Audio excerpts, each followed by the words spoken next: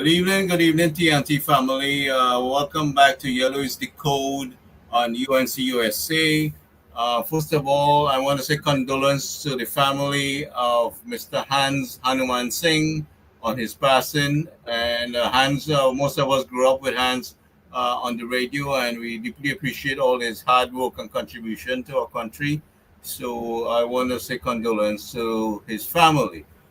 With me tonight is Mr. Suman Singh, and we're fortunate to have my friend Mr. Donnie Rogers, who was able to get some time to join us and from the ASTT. And Donnie, I want to welcome you to UNC USA. And if you could tell us a little bit about what you've been doing, I saw some pictures here recently where you had some, I guess, a meeting with Devish. Let's see here. Let's see if I can pull it up right here, right here. Yes. So, can you tell us a little bit about this meeting? What this event was about? Okay, so good night, Gary, and to your listeners. It's a pleasure to be here. I know we had some technical difficulties before, but thankfully they've been, sorted out. So, at the Agricultural Society, we were formed from an act of parliament, and we're a statutory body. Um, so, previously, listeners would have been aware of the fact that funding to the body was an issue, coming from central government, um, and that has left the society um, in certain constraints, where certain things could not happen. Obviously, things happen with money, um, but obviously the work of the society continues as much as we can. And what we did today, those pictures that we saw online there, Gary, um, it was to thank the MP for St. Joseph Aramwes, MP and Minister Devish Maharaj, for the use and the accommodation of our board in his conference facilities in his office. Because what we did today and we'll be doing tomorrow is we had our retreat and strategic planning sessions going on, in which members of the board, as well as a couple of presidents from various farmers group, participated, because we don't just want to get the views of the board, but we need to ensure that our strategic goals and objectives fall in line with exactly what is expected on the ground as well. So we are very thankful, and kudos and thank you goes out to MP and Minister Maharaj on that. So what we've been doing is just, well, I mean, obviously there's a change in government, so we have to, at this stage, reformulate our plans and just bring everything together under what is known as a strat plan presented to the government. I mean, it may reach the prime minister as well, because agriculture is one of the pillars which the party came into power with. Um, because the development of the sector, food production, food import bill, all those things were woefully untouched. Let's put it like that. Under the last administration. So um, there is a distinct and very high need for us to engage the development of the sector and food production very aggressively, yet still strategically. And when I say aggressively, it doesn't mean that we felt a set of money behind it, Gary. I think you would know, out of most in, other programs that I would speak on. One of the first things we called for was an agricultural census. And even today, in discussing it with the board, basically the agricultural census is to ensure that policy is as optimal as possible and is effective as possible, as well as to ensure that decisions on spending for the ministry are based on data. And one example I drew for the justification of it is that our statistics reveal that up to 65% of farmers are not registered. And meaning not registered, it means that the most common denominator in criterion would be the issue of land tenure. And land tenure is one of the most important criterions that you need in order to be registered as a farmer. Now, when you are registered as a farmer, you will benefit from grants, you will benefit from the incentive program as well that is administered by the government. Um, and I drew an example. We have average 65% of farmers who are not registered. And out of the 35% of farmers that are remaining in the entire farm cohort in Trinidad and Tobago, a significant number of that would be farmers who are just registered, but they are not practicing farmers and they are not productive farmers. I know people who have holdings of land who are just registered as a farmer, but they just use the incentive system because one of the things that they would do, they would get back, I believe, is 10% on a new vehicle, right? Um, so when you do a census and you approach it in a very structured and methodological manner, what you would find is that the information would now be recorded as to which farm holdings, which acreages, and relatively basically all the lands that are unproductive. Because if a property is unproductive, you should not be claiming any incentive, right? Um, and I believe that this is just one example of it, where the government can actually start to deny certain payments based on the fact that you are not a producing farmer. Um, and I think when you look at the cost benefit analysis of actually having that information that tells you from an empirical perspective who are the producing farmers and who are these people who are applying for incentives who basically don't deserve them, that money could be put to actual um, production. It could be put towards infrastructure. It could be put towards implements and systems that could engender actual agricultural development. So that's just one of the things that we're looking at. So hopefully soon we will have our strat plan and our vision with regards to the agricultural sector as to how we see the agricultural society playing a part in that. And as well, all the projects and everything that we have carded. Um, that should hopefully go to the minister and maybe the prime minister soon. And we'll see how things go after that. Being that Saddam Hussein is part of the Ministry of Agriculture, that should help us a little bit with the legislation. And we also met with very brilliant lawyer there and experienced lawyer, Mr. Devesh Miraj. Right. So I'm expecting that you guys will be putting some legislation in place to treat with these issues of people occupying land, not producing, and then we have people who are producing cannot get the recognition. And in this term of government, we must flush out all these issues and deal with these issues so that we can get the production flowing. And I'm so happy to see Prime Minister Modi offering to help us with the agricultural industry also. Yes.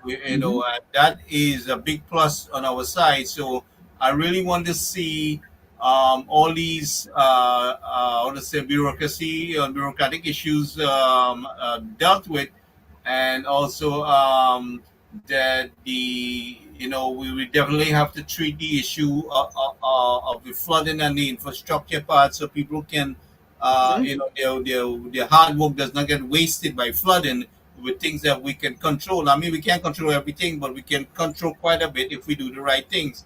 So I really want to see Okay. this dealt with.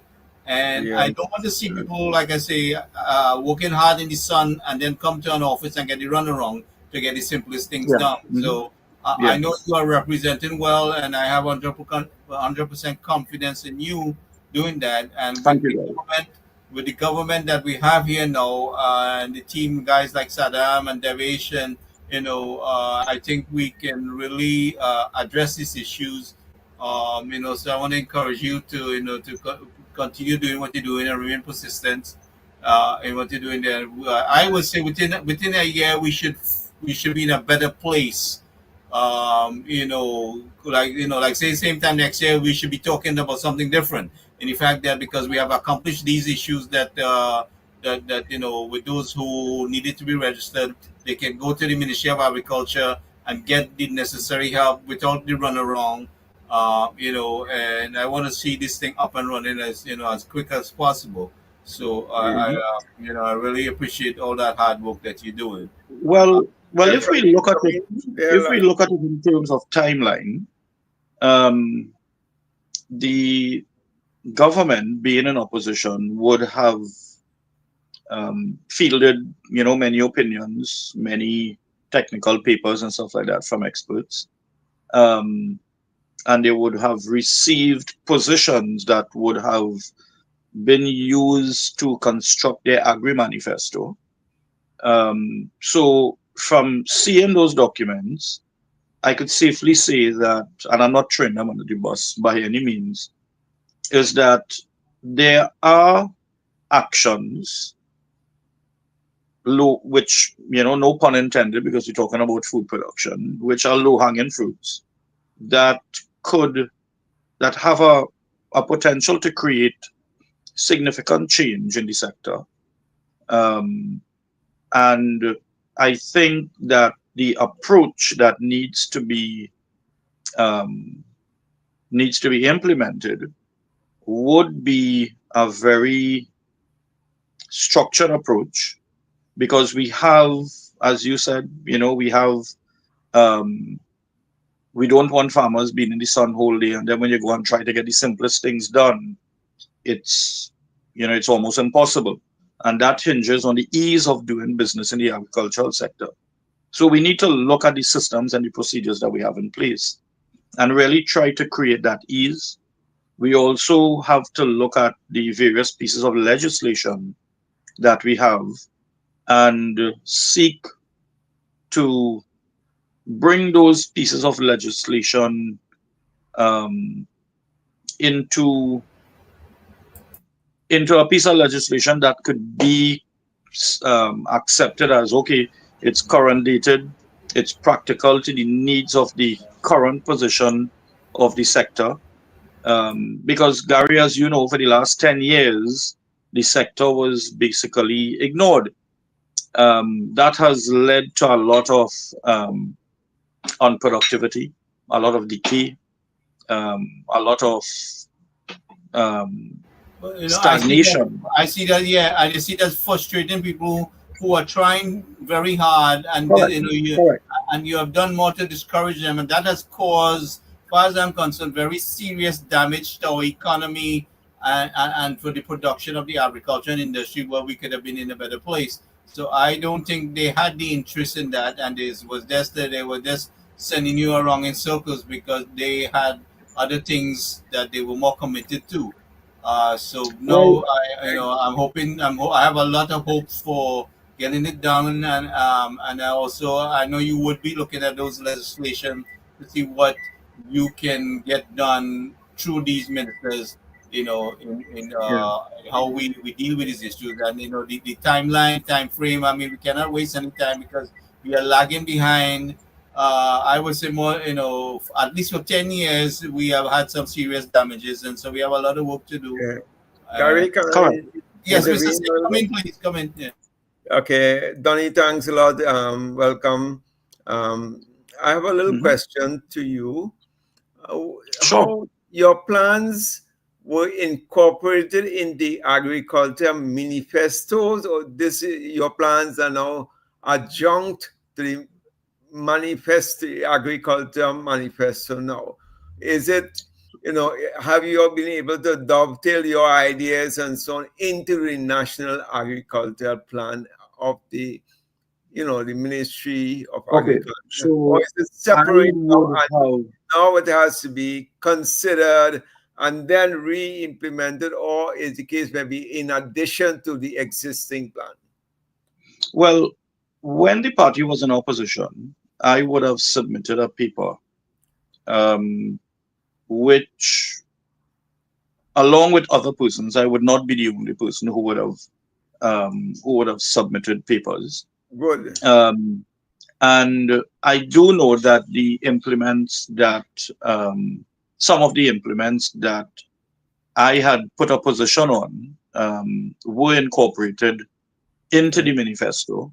Nice. Um, Now, manifesto is a new word, really, it's a manifesto, Yeah. But right? they But they just all, take out I, agriculture and put it separate, yes, yes, So it it could be said that it's the party's position on agriculture because that is what you would use to woo the voters and get into power. But as we all know, a manifesto is not a binding document; it is a promise. So one would hope that it's not just a promise and it's actual things that should be implemented in order to facilitate yeah, positive change. Just yes, like with the number of MOUs and everything that we signed with the Prime Minister of India, I believe it was 15 pieces of MOUs. yes. They should not be MOUs and go on a shelf and sit down. All right. They should be MOUs that should be um, taken forward in order to create impactful positive change.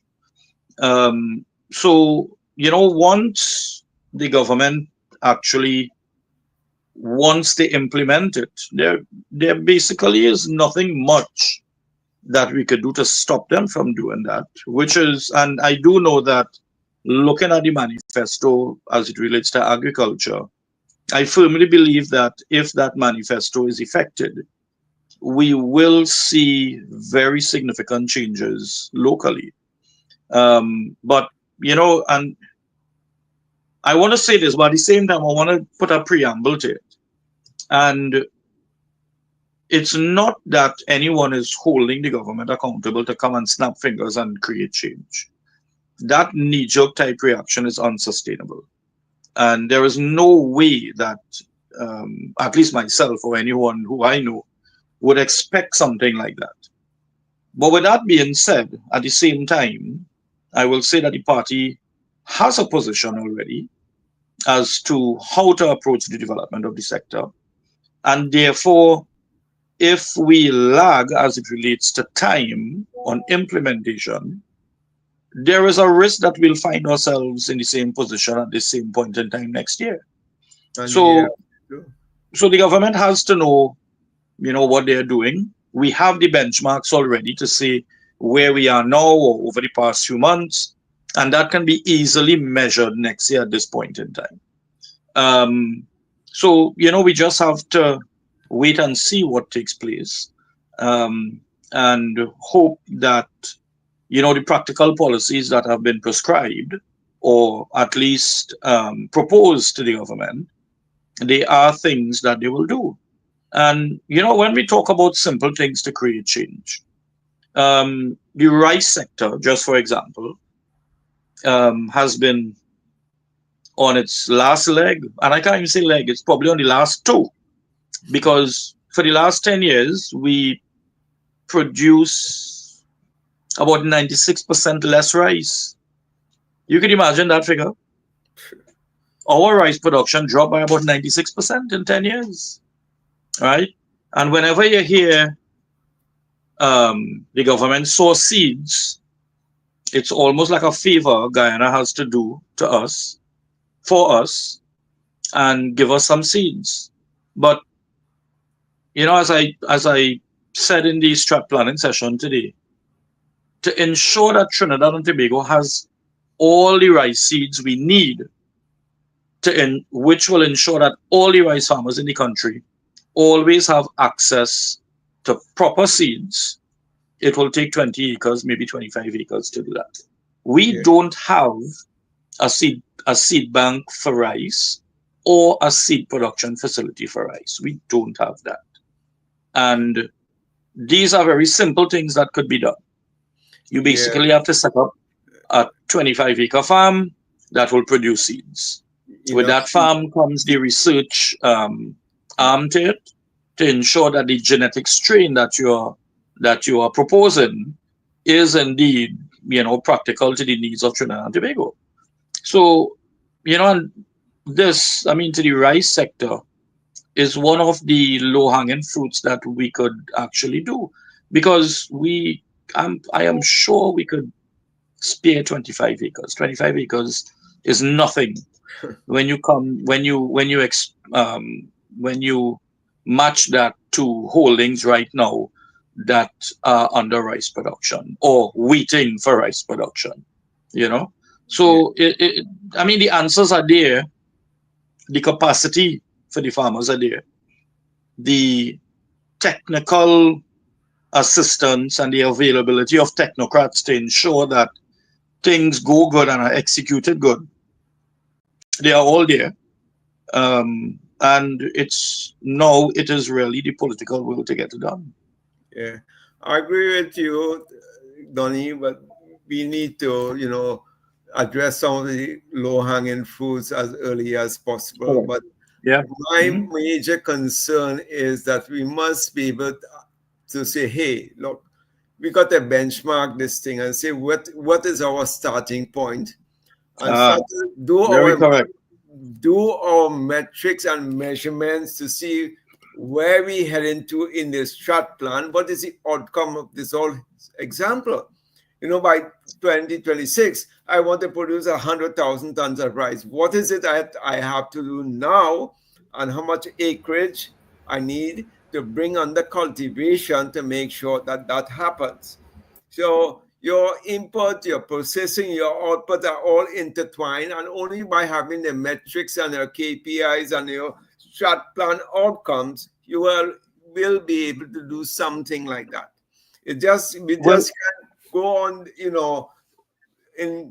verbally and say we need to do this, that. No, it must be in a structured way. I fully agree, and you are speaking my language because the first thing that I put to the board for consideration for the strat plan, which was approved, is approaching the government to do an agri census because we need to create that benchmark as to where we are now. Correct. A proper agri census will tell you how much, what is the total amount of arable lands that we have that could be attributed to the various subsectors of agriculture, because we have some lands that you could only plant rice on, some lands that are only accessible for large animals. There are some lands that may go to crop production, but we don't know how much lands can be dedicated to the various arms in agriculture. We don't know that. We Correct. don't know what is the total quantum of agricultural holdings that are actually under production. We don't know that. We don't know, and all these things will give us the information as to our true potential of production. Because when we establish where we are now, we need to also establish what is our capacity, right? And not just treat it as a blind journey, not knowing when we'll have to stop, right? And when I say stop, I don't mean stop production, but when we'll reach our capacity. And capacity meaning in when we actually monetize all of our productive lands. So I think, and I fully agree with you, that we need to prescribe our parameters, and we need to establish those benchmarks. And that could only be done by the collection and the dissemination of actual data that could give us that position. The reason I'm asking that is that I'm into data analytics, so I can tell you. right, And good. I also am an economist, and I live in the farmlands in Arangwezi, Johnny King Road, which is that's Oh, okay, okay. so I've been there years. I can see the problems the farmers face. I interact with them. I get my veggies from them and so on.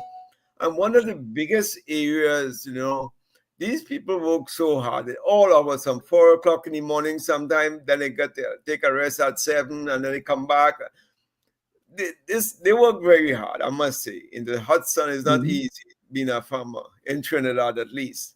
Unlike here, where it's a different scenario. But Yeah. the thing is that the farmers really, in my mind, do not really reap the full benefits of their labor. I'll tell you example. I agree. I think it's the middlemen and the marketers of it all that reaps a good 100% of what the farmers should be earning. Because of the absence, some of the farmers don't have vehicles, some of them do. So the marketers come in the, as they say, the farmlands there, and they purchase this thing like lettuce, for example, is $2 a head. They take in 1,000 heads. And because the farmer wants to get rid, lettuce is something within 2 weeks, if you don't cut it out, it begins to get what they call like a conical. Correct.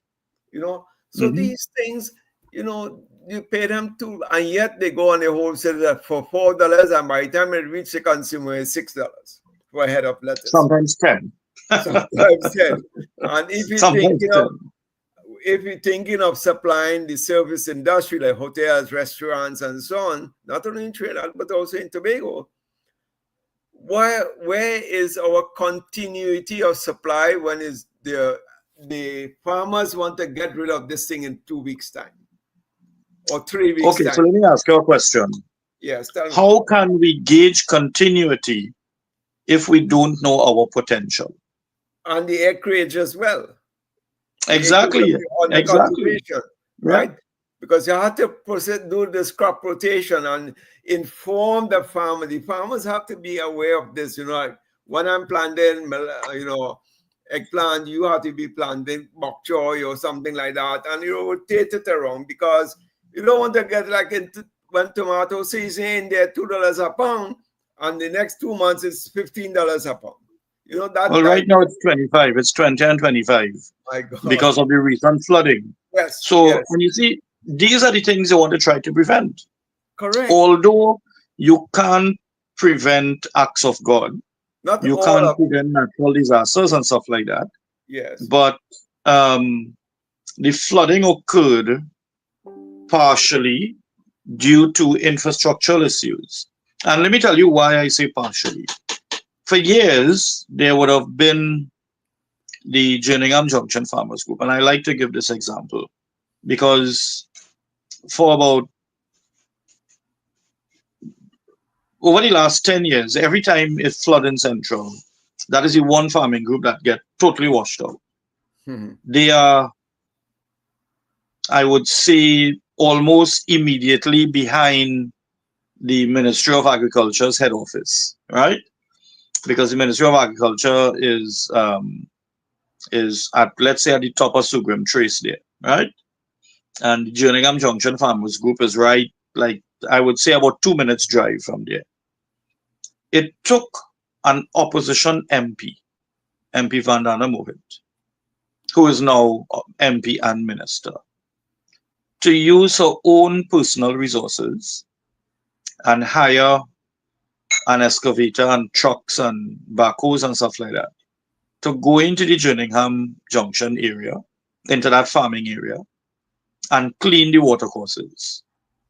Do you know, with the last set of rains where most of the farmlands in Trinidad suffered some degree of flooding, the Jerningham Junction Group was not impacted just by simply cleaning the drains. Exactly. So whilst we are saying we can't control acts of God and natural disasters, we should also say, because we are being fair, is that the lack of infrastructural maintenance contributes to the flooding when it, in certain circumstances, it shouldn't. And we And have the clear we have evidence of it seen now. the amount of enormous work that Khadija and team went out there, and the kind of stuff they were Correct. moving, Correct. the Yeah. amount. I mean, you could see clearly it was gross negligence. Yeah. I Yeah. say let's Definitely. control the things that we can control. I mean, and we have had too much money partial economy for us to be in this stage. So I want to I see agree. some infrastructural thing done in a wholeheartedly way, because if we do a half-heartedly job, it will cost us more and more to keep going back up there and doing the cleanup. So if we get it right, I mean, right now we're doing cleanup. There's a lot of things we have to put in place to control the level of flooding to the way Hmm. it is. And I think, like I said, next year we should be in a better place. But by the end of the 5 year this government, we should be much more in a better place. And with the situation, as you know, I don't have to tell you, you in the farming industry, is that there is a drastic need for drastic work to be Yes. done swiftly. So Exactly. Exactly. We I need. want to, I want to encourage you to stay on them for the legislative part to be corrected as quick as possible. This is an easy fix. As far as I see it, where I mean, like I said, the unnecessary bureaucratic bullshit that you have to go through when you go to the Ministry of Mhm. Agriculture to get things. The farmers must be able to register, and any issues, whether they're getting regularized or whatever, they need that piece of land. They need to get that documentation, and we also have to deal with people who are not producing. So the people who are producing is more like obstructing, is occupying space and obstructing those who are trying to Correct. pass. They're creating Correct. Yeah. congestion Ye- on the Yeah. highway, and they have to get the police to move them. So they have to get out of the way. We have to deal. I think we could deal with that within this year. Within a couple of months, we should be able to fix that.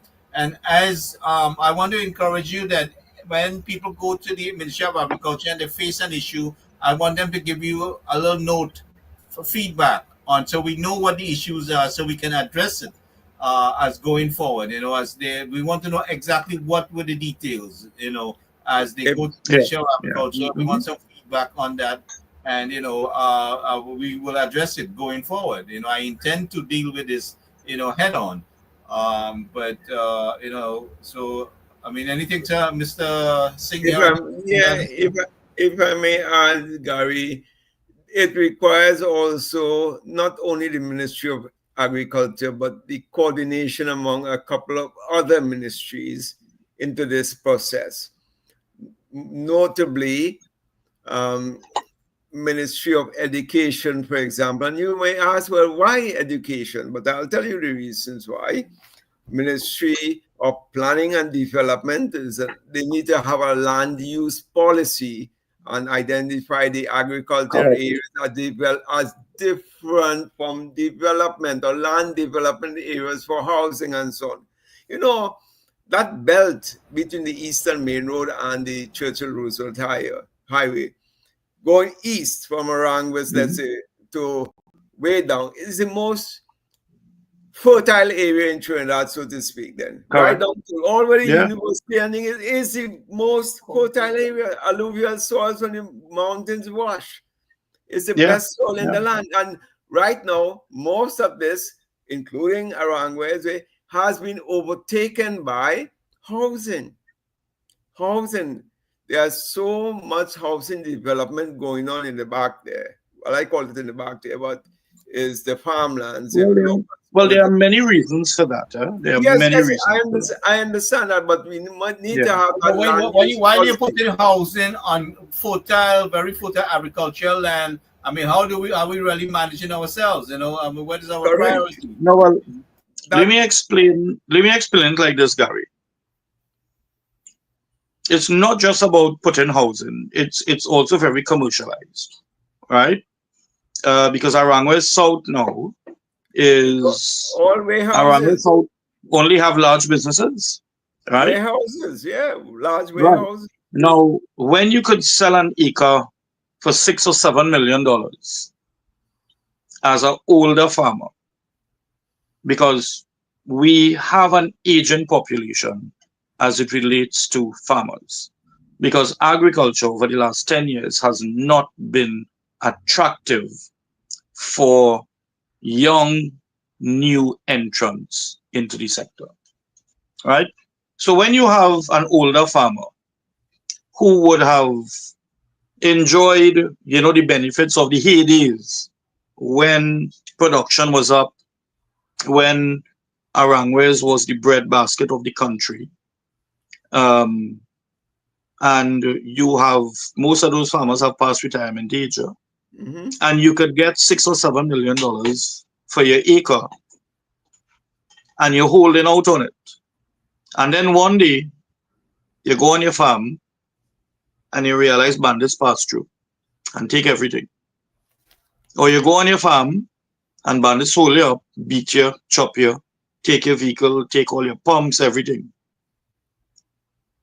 Does it still remain attractive to not sell your land for $6 or $7 million? Absolutely. And you can take that money and just I think that is by design to frustrate people. I think that was done by design. Well, that is how I got my 2 lots of land in Arangwes. And I couldn't believe the price I had to pay. It was 4 feet below road level, no water, no lights. 4 feet below road level, 600,000, 22 years ago. 22 years ago, that was the price. $600,000 for 10,000 square feet. And the guy had an acre of land. He's kept 3 for his children, and he sold me that 10,000 square feet, $625,000. Sorry.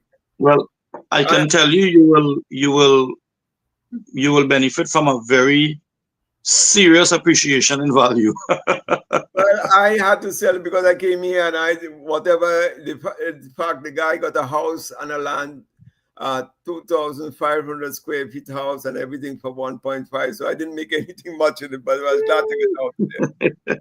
That was a steal of a deal, man. Yes, but the thing is, you're quite right. The farming community there is mostly elderly people, and even with the rice industry, going on with these empty cane land that you see in Warrenville and surrounding Piaco, and you go up. Let me explain that. Let me explain certain things, and this is another side of the legislation, right? When we are talking about food production and crop production, one thing we have to keep in mind now, which is GAP, good agricultural practices, right? Good agricultural practices indicate that you will have a shed to keep your produce while it's being harvested. You will have toilet facilities. You will have, rest areas for your employees and stuff like that. You will have certain structures on your property, right? One of the covenants in those currently limited 2-acre plots is that no permanent structures could be built. So you are telling me we want to produce food safely, but the deed that you will get for it has covenants where you can't build a toilet. You can imagine that? So that is why I say we need legislative change to create the situation where people could actually go forward and, do these things in a safe manner. We have, just a few months ago, we have videos where a farmer hired employees because he said, right, listen, and that's in the same Gillingham area. We're not getting flood anymore. I could put out some money, hire some employees. Obviously, if you hire people, you must have toilet facilities, rest areas, something like that. And security stopped him and told him this is a permanent structure. So he asked the people, so what, am I supposed to build an outhouse? And even doing an outhouse on farmland is very dangerous because you're going to have seepage and stuff like that into the soil, into the water source. So we really have to be serious about what we're doing, and we have to understand when we prescribe policy, if we are prescribing rubbish or if we are really being practical to the needs of food production. Because quite honestly, I don't really care who is the person or the party or the minister who would have prescribed those covenants that you can't build toilet facilities. And obviously, if you're building toilet facility, nobody putting up 2x4 and ply and building toilets, right? Because in no time at all, the wood rot out, right? So you will put up blocks. I mean, we're not primitive. Now, if somebody building a toilet anywhere, or bathroom facilities or rest area, it will be clean. It wouldn't be on dirt. But you can't do that according to the You have to put a water tank covenants of there. You have to put up a water tank, some height that. Exactly. Yeah. But according to the law, that will be deemed as a permanent structure because it's not wood and galvanized. Well, Because like I say, I can reiterate fast as I see. In my point of view, the system was designed to frustrate you and to make The system was designed to fail. And Yeah, not only that, the system was there, the governance structure was there, but it was all done. I don't know, you all know the Ministry of Agriculture used to be in St. Clair by the roundabout there at the top of this is Savannah. Well, it's actually good that they moved to Shawanas because naturally, there is no agriculture in St. Clair. That was there years and years because I used to work in the Ministry of Education 25 years ago. Right. It was there all the time. Yeah. You have the most pricey areas in Trinidad, St. Clair. You have the Ministry of Agriculture head office there. So that and anyway, he has to come into Portersville. The guys were always accustomed to his slipper, his tall boots, to come into the city with his have to be dressed up, losing a day labor, and a day labor for a farmer is like gold. Exactly. He has to come and get the run around to fill out forms. The body's there to assist. But why don't we do an outreach program and take these mobile units to the farming communities themselves? So what you have, I am looking for some feedback on these issues, and I intend to address it, like I say, head on. Yeah. So, like, I know Minister Maharaj today did indicate that he spoke to the Minister of Agriculture about a couple of issues in Arangways, and they are in fact organizing sort of a outreach caravan type approach where they would look at all the facilities coming into Arangways and offering the services of the government, or at least starting the process to do certain things. Yeah, they get out of the office and going on the field and meeting the people. Both him and Sarah doing that. Correct. And actually, Minister Maharaj did invite me to that outreach that they will have. So, we do have that, but then again, the ease of doing business across the board, not just in the agricultural sector alone, should be reviewed, right? And I think once we have these things done across the board, generally, I mean, the ease of business will promote and will actually encourage people to now want to get into, different forms of being productive. If it's in agriculture, if it's in business, if it's in, any sort of. It all coincide with each other, as we all have to understand it. Things are definitely with each other. If I may add, the gold standard is within 3 weeks of any application process. So you'll get results within 1 month. From the day you start, 3 weeks to complete your application and processing and everything, and you get your final, if it's a grant or a payment you have to get on a license, whatever it is, it must not take 1 month. Yeah. If you set that as a benchmark, like today. Today we had a representative from Brazil, and apparently it's a couple of years now. They are trying to get extraction permits from WASA, So when I heard that, I told them that's unacceptable. And, through the ministers now, we will definitely try to create that change for them and make sure they could get their extraction permits and stuff like that on time. But you see, Donny, if I may draw your attention, all these ministries, and not only agriculture, every single ministry have a lot of technical officers who sit in there. Mm-hmm. I don't want to say what they're doing, but you know what they're doing, and will never implement. They know the hardships or what people go through, but what is their incentive to make life better? Is my question to you. That's why I always say the same people can be productive, but the leadership, if they don't have that leadership from on top to tell them, hey, look, you know what, this is the situation, analyze it, and come up with the solutions for me. Well, under this UNC administration, the line of communication has to flow between us, Donny Rogers, the ministers.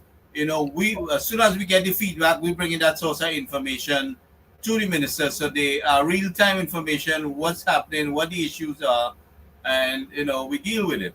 All the stakeholders, let me tell you what will create that change.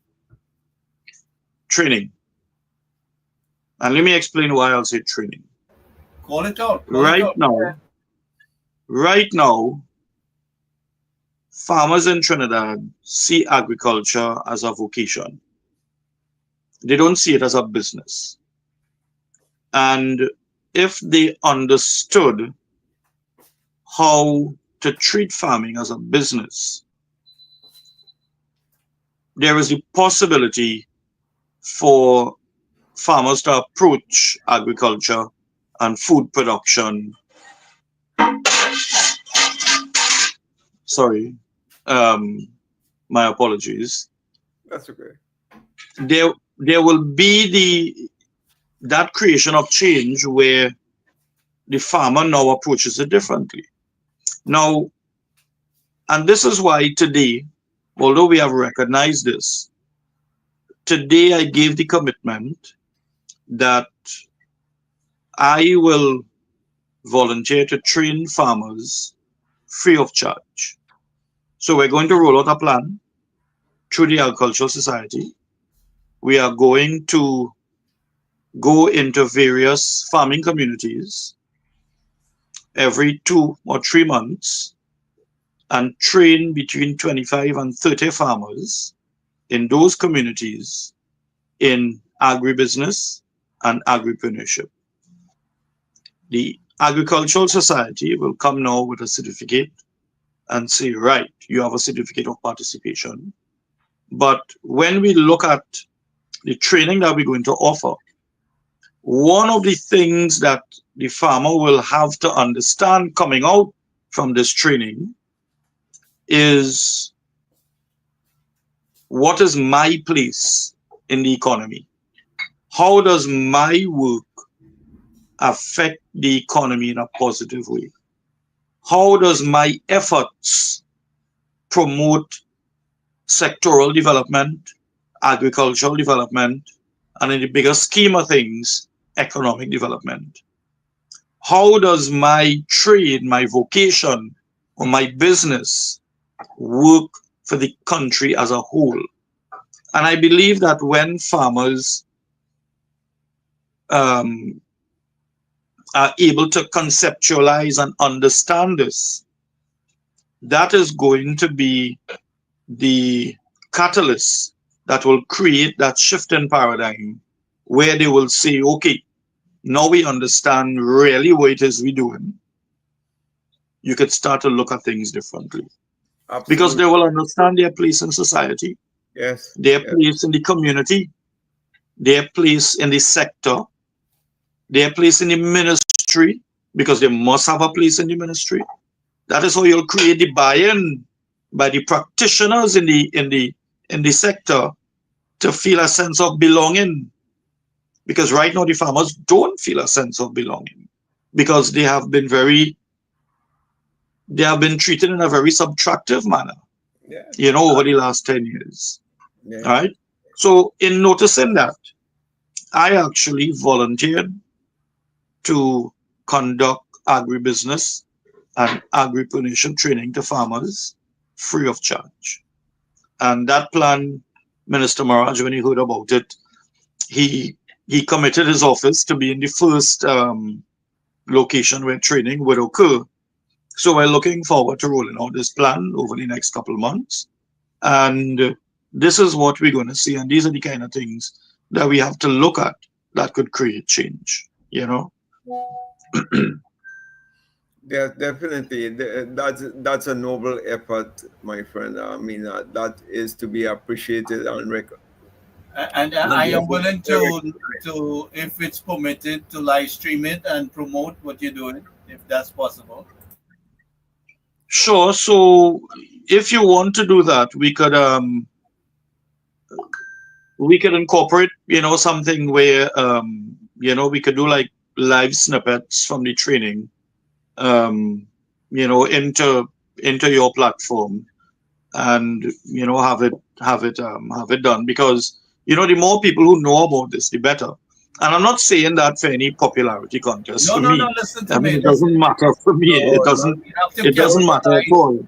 Don't feel that way at all. We need to bring that information to our people. We need to bring more people on board. We need to show Right, them exactly. It is about getting as much people involved in training, so we could start creating that positive change. We could start shifting the mindsets of people. We could start creating that buy-in. And the farmers are the most important part in the agricultural sector, Because if you don't have not only practitioners of the economy, because exactly. if there's no food to eat, my man, what are you going to do? You can't eat. People are going about all go happy jolly, but they don't realize how serious this is. And this is why I make it's a very big deal that we create a mass production of food within our country. We deal with the infrastructural issues. So I want to do everything to assist to make sure that this information is broadcast. Especially, I can tell you the geopolitics side of it and so on. Yes. And so we need to start producing our own food. And food security, and the only place in the Western world is Guyana. Guyana is the only country that has food security. It was okay. So last week I saw that. Let me just put a plug in that. Sorry to cut you. Guyana, for now, is very strong in primary production, right? And we cannot discount that. Primary production is the basic production of food crops, yes. of animals, some meat or milk, those sorts of things. No downstream processing of the... Right. Where Guyana does not have a forte, for numerous reasons, from infrastructure to utilities to technical capacity to actual brick and mortar type facilities, is in the value addition side. Yeah. So Guyana will be very, very, very strong in primary production. But it will take Guyana a number of years before they could leverage on secondary production or value-added production in any significant way. So there is still the possibility for Trinidad, who is very strong and established in value addition, because we have, take for instance, we have National Cannas and Matuks, we have Novo, we have Nestle, we have numerous other dairy processors here, myself being a dairy processor as well. We have numerous other brands. We have Bertie's Pepper Sauce. We have numerous brands of value-added type entities that could leverage on the strength of Guyana's primary production capacity. And these are the things that we have to form. We have to form the regional linkages that basically leverages on strengths and weaknesses, right? Goods could move free from CARICOM. So there's no issue with Trinidad buying produce from Guyana and selling back finished products. There's no duties to pay, right? It's just shipping and obviously some margins on it, but basically it's no duty. So it wouldn't be as expensive as bringing in something from North America or Europe or China, right? So we have the capacities. It's just that we need to leverage on the linkages. And once we do that, I think, everyone will benefit, right? So that's my position on that. It's a win-win for all It's a sides. win-win for all. Yeah. And Yeah. this is what we need to create in Trinidad and Tobago, where, even though we do not have the large capital at this point in time to outlay in FF&E, fixtures, furnishings, and equipment, but basically with our established know-how and certain branding of our items, our production capacity, we can get the raw materials from Guyana, as you say, process it down and send it down to the CARICOM on the whole, Correct. and generate your own thing without growing the stuff. This is the thing, because you're just adding value at every single stage of the process. Exactly. Look at Singapore. Nothing, Singapore was built on trade, right? They just leverage on their strength because they were a corridor to Eastern Asia, right? Correct. So they built themselves on trade. There are countries that build themselves in financial services and banking. Look at Monaco, right? Right. So we have to understand that there are things called competitive advantages, but there are also things that we hardly speak about called comparative advantages. Always. And a comparative advantage is a natural advantage, such as location and those kinds of things, right? So we need to understand how to leverage. And especially in the region, we have so much potential where we could all work together to increase the food security levels within the region, within CARICOM and within OECS. And that will only benefit everybody. I'm hoping to help, unify you guys, strengthen you guys, with whatever I can and doing on my end, and giving you the support that you become an unbreakable force, because we need you guys to come together so that when you guys speak, it's spoken with force, in the sense that it has to be paid attention when there's an issue and get it addressed. So these are this kind of support I want to see you guys grow into. That's what I'm looking and hoping to get achieved here. That when the, Well, out of it, everything we have said, it starts with home, and it must start with um, Trinidad and Tobago actually leveraging on our capacities right now, what on I'm saying leveraging tells on the between low-hanging fruits, Trinidad, and on the creation of change with regards to legislation and those kinds of things. And those simple things, you will see changes occurring, those simple things. So it starts with that. It starts with, from the Ministry of Agriculture, having an inclusive approach, that it's not about any one person thinking they could do it alone. Um, it it just cannot happen in any subtractive manner. But that. then again, we could only hope. Yeah. We have to see, what takes place. So that's what I'm hoping, that we can get organized in a way based on promoting the event, promoting what you're doing, get people to come on board, to be locked in So we're speaking with one powerful voice, regardless if it's the dairy farmer, the rice farmer, the cocoa farmer, whatever you're planting, Mhm. that when they uh, is spoken with a powerful voice, that it is respected, that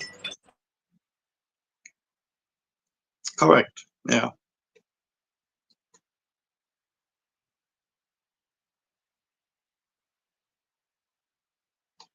okay. I'm just trying to get back Suman and he dropped out. Hold Oh, on. okay. Tell Right. me the second. Well, I'm looking at the time, and I really have to go now because we Thanks. have another. We have day two Did of spend quite our strat planning session tomorrow. So right. it's an early day. It's a long day. You would hear my voice being a little husky because I was Yeah, talking all day. but keep in Right. mind So that the um, available to you to to whatever you guys are doing, promoting, and and stuff like that. And let's keep in touch. So, Mr. Singh, Donnie had to Ye- make a leave now. Yes, no problem. And keep up the good yeah. work, Donny. That is very Thank you. Thank you. commendable. And Thank you. I hope it starts to bear fruit. But most important, I hope that the policy holders take action on what you're doing, because a lot of time it's just a shake head, it's a talk shop, and this and that. I've been through that several times, and come to 2 years, 3 years, nothing happens, and this is Correct. this is Yeah. where it ends. Hmm. There is no amount of good plans and sitting in a lot of ministries in their shelves. You don't have to go back and reinvent the wheel. The solutions are already there. You just take it to the Well, next level, and with the new inputs from the correct stakeholders, people who know the business, who are in this thing, not technocrats who will sit in an office and then direct you and tell you what you need to do. No, no, no, no, no. You have to start from the ground up. The correct. people who know what to do, and they know every conceivable solutions.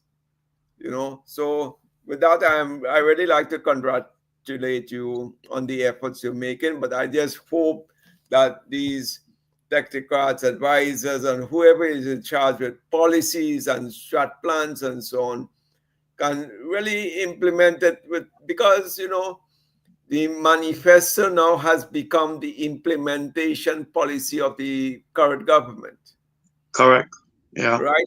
So that planning is important. And if your views and so on are not incorporated in that manifesto, then means it's not going to be part of the implementation plan.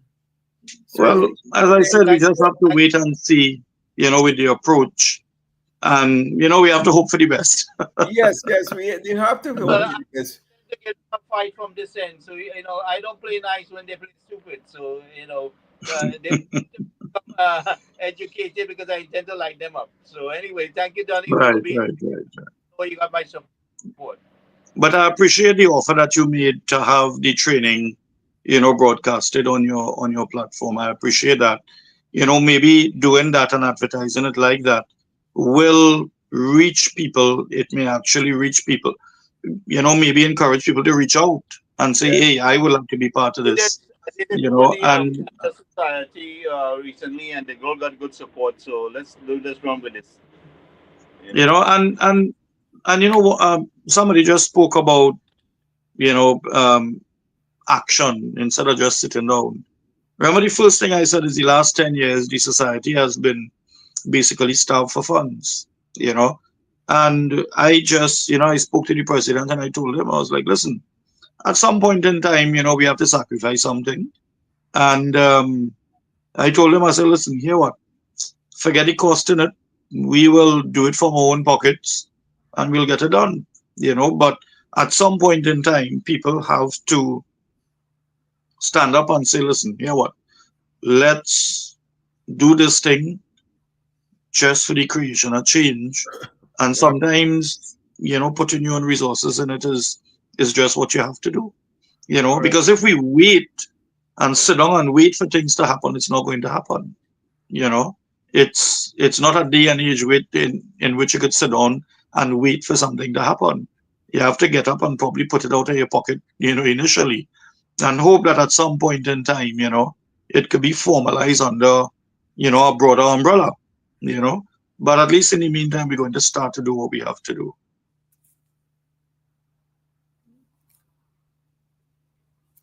Yes, as I said, that's well appreciated, Donny, and keep up the good work.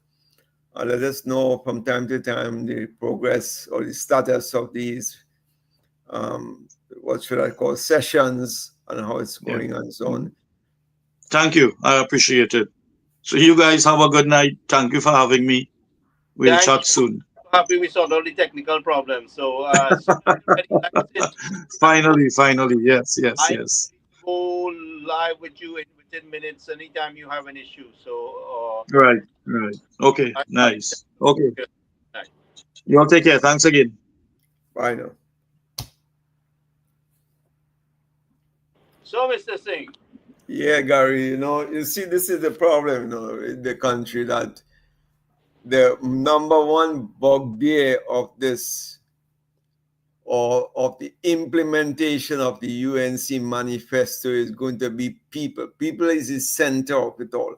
And if you don't have the implementers, or you don't have the technocrats who understand what needs to be done and think that they know everything because the minister has all the confidence in these guys, or they may be good friends with this one and that one and that one and so on, nothing gets executed.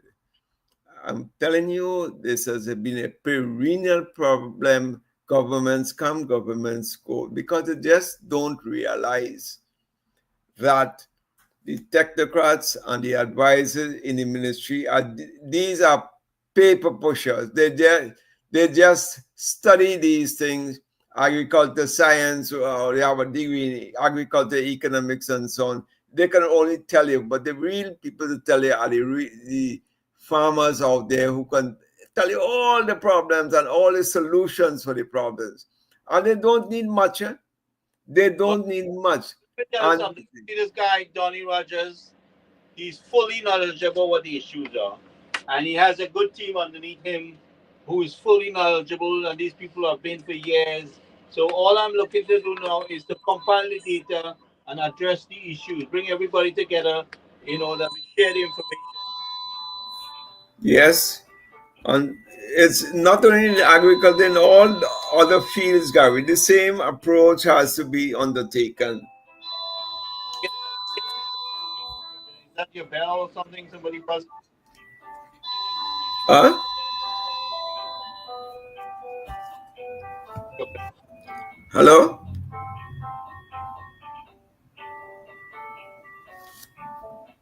Are you hearing, Gary? Yeah, I'm hearing you. I'm just getting a ringing noise on your end. Oh, okay. Sorry, that made me a phone ringing in the distance. Anyway, as I was saying, this is quite an attractive offer he's doing.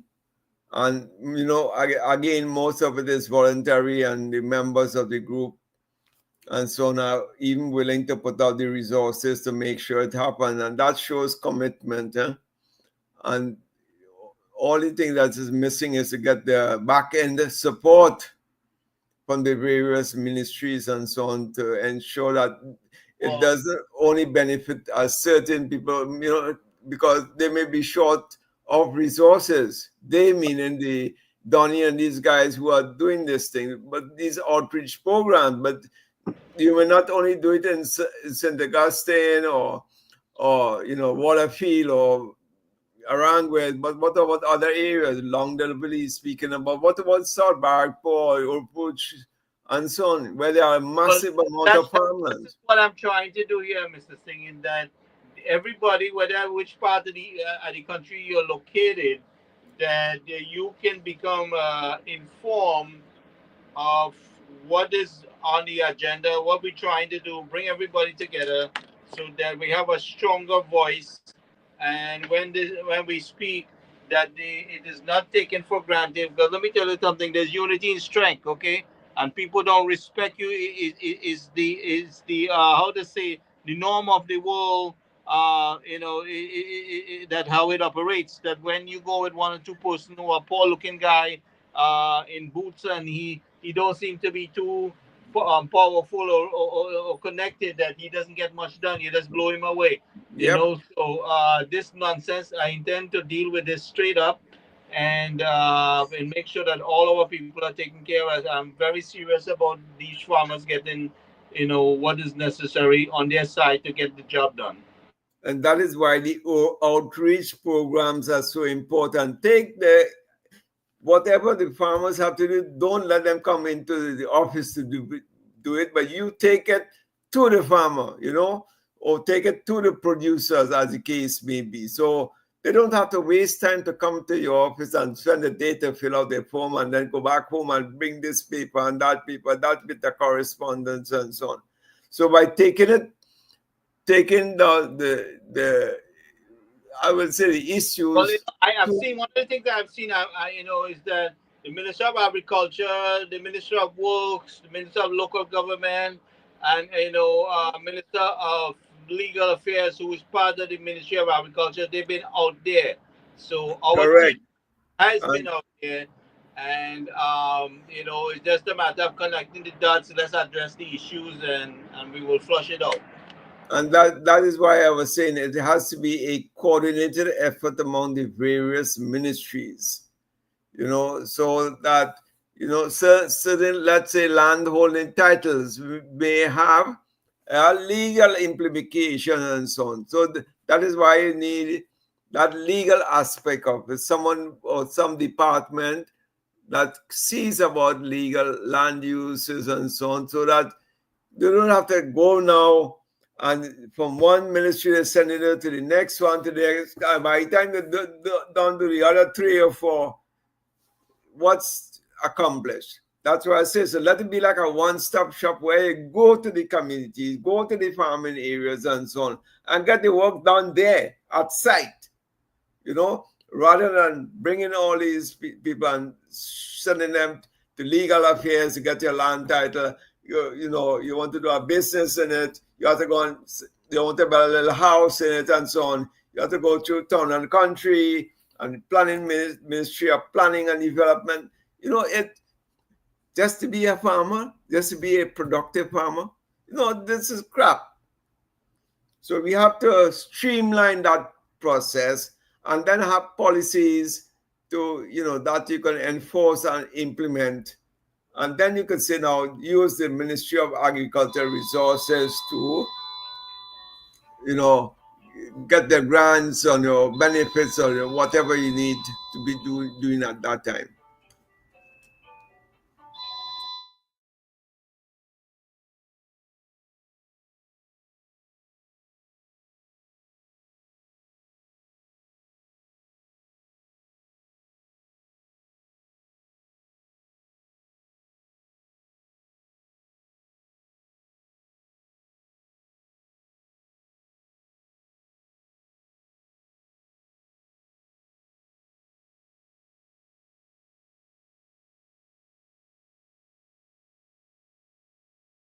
This was my phone with us making this noise, so I just shut it off here. Yeah, and I'm getting some fireworks over my head a little bit too. So well, yesterday there was a lot of fireworks in the beach here, so that was massive. All from 3 sides. I was getting it. Even up to 11:30 last night was action. So yeah. Anyway, that's what I was saying. There are some other issues that made the news headline today, and one of it, the CPAP issue will never go away. But you've seen where they file an injunction or under freedom of information, and within one day it was withdrawn. Well, Freedom Chambers, that was Anand Ramlogan, and they got a lick in. As soon as they walk in, they walk right back out. That's what that I got asked one time. We got the message right there, and then because they were, extending contracts just before the election, 200 days before the election, and extending it to year 2026 and beyond. So how can you assess the performance of a contractor next year when you don't know how we work? or what work was done? To tell you the nonsense which was going on. And on top of that, the UNC said that nobody is going to get fired. Workers, that is, you just need to regularize and correct the existing system. Make it more broad-based, more representative. Like the skills base of some of these workers, they can move on to other trades and so on. So it is a more comprehensive thing rather than come and just cut the grass. All you learn is cut the grass and clean up the little environment there. What's corruption? There's a lot of corruption and fraudulent thing that has taken place, that has to be dealt with, and that is what the government is doing. They are dealing with that, and the people will be taken care of. We just have to deal with those who got the contracts. Yes, and they were appointed on that basis. You clean up the country, and this is what they are doing. They're cleaning up the country of the mess which is in. Or the PNM has had it in for over these 10 years, and all the theft and the fraud and all these sort of things which took place on the CPEP process under the guys. Hey, I just saw Dr. Ramrup join us. Welcome, Dr. Ramrup. Hi guys, what's up? So all's well on this end. I'm fine. I hope you guys are okay. Yeah, we're okay. I saw one of the agreements signed yesterday with Prime Minister Modi was some issues relating to healthcare and delivery of I wouldn't want to say drugs, but pharmacology. Yeah. And medication, I should say. Same thing Dr. Ramro was talking about with reference to the forensics. They're going to help us all that stuff too. And Dr. Ramro, my mind is, I may be biased in some way, but I will really, really, really like to see that baby campus kicks off with our things that we need: DNA legislation, forensic, pathology, you name it, as well as AI and technology. Let us be the damn leader in these fields, man. We can do it, and if help is offered, to increase our human capital or human capacity training and so on. Listen, we have the student intake right there.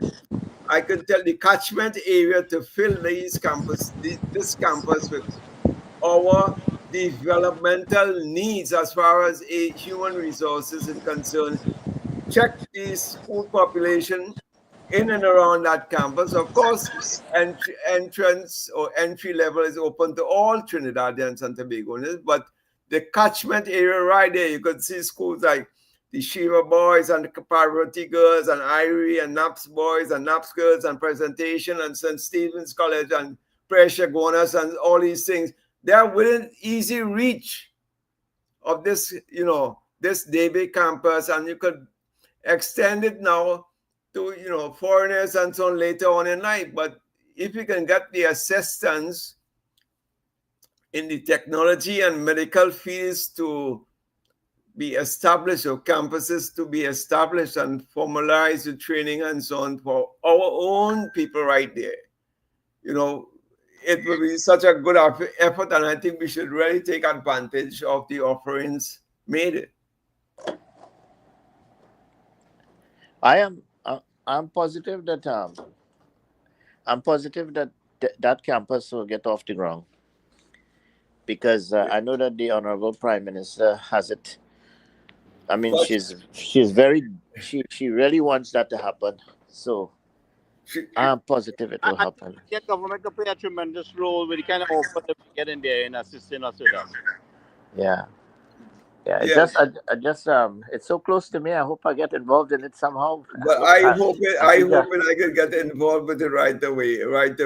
Don't let it just be an MOU sitting on the shelf, Yeah. It's something we can take advantage of right away. It will in the very short term.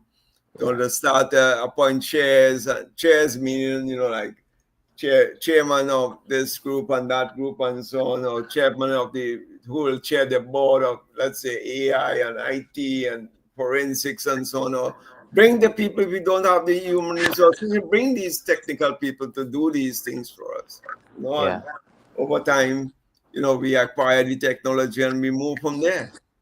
But just talking about it, I know the honorable PM had it in their mind to do it as a law campus. Of course, we can do a law campus as well, but I think the more immediate needs are the developmental needs of TNT, and that is identified in the growth poles which they have established. And for that to happen, we need to have the human capital training to know to implement these things. If you don't have the human capacity, we end up depending, on these foreigners all along. Yeah, that's true. That's true. Because right now, I think the forensics unit at forensic center is mostly Indians from India. Yeah. But we can really have a full-fledged, unit at the South Campus. Yeah. And even the trading and the guys in the forensic now is like two or three of them when someone goes and leave and someone is visited, Yeah. it becomes issues, when you don't have that continuity there. Yeah. Well, I'm expecting some good things, based on the offer of Mr. Modi towards us. I mean, he has basically adopted Trinidad and Tobago, you know. Well, yeah, that's that. I mean, looking at what went on, I'm hoping that and I mean, in areas I see, healthcare, disaster risk reduction, uh, well, um, environment, AI, so it looks promising. Let's see how it works. Uh, and he also focused on the disaster area, Yeah, disaster recovery and so on, flood mitigation and what have you, yeah, the whole Well, agenda on that side. that we definitely need that help to deal with the infrastructure issue with flood mitigation in reference to creating the holding capacity, floodgates, the water treatment, infrastructure, where I think we can reduce a lot of flooding and contain that water and store it, and reprocess that water for servicing the country. But we will need a lot of good help in managing the how it's done, how it's designed, and in the sense that how it's done, because we have a lot of people who like to cut short on the material, and you ask for a picture and they want to give you 2 and 3, so you can't pull them kind of stunt when you're doing these kind of infrastructure. It has to be solid when you make these water gates and the dams and holding, because when that water breaks loose, all hell breaks loose. yeah, But yeah, I definitely want to see in this term we get this off the ground, with that kind of stuff, because we really have Yeah. to deal. I don't know if you saw the flooding today in Texas, Gary. I mean, I don't know if you saw it. yeah. So I was looking at on CNN before I came up. But the one in Uh, Texas, yes. well, United States seem to have money to spend elsewhere than the homeland. So the billions they were spending elsewhere, maybe they should focus now on dealing what's inside. So we do have our we issues of corruption and mismanagement here, and we know that FEMA was cut. Funding was cut towards FEMA, and they did not well listened to when FEMA talks. So there was, and then this president came in and started chopping up everything, and so but over the years, I mean, this is not something that happened overnight with one change of president. It's over the years we have not dealt with what the infrastructure in the way that we should have dealt with it. The drought in the Midwest and the flooding in one section of the country. In the South, we could have piped some of that water, just like our suggestion for Trinidad, in that we create those holding facilities and redirect that water, just like how we do the oil. The same, you create these lines and you start piping the water where you need it. We can do it. We have the capabilities. It's just we don't have the interest in doing it.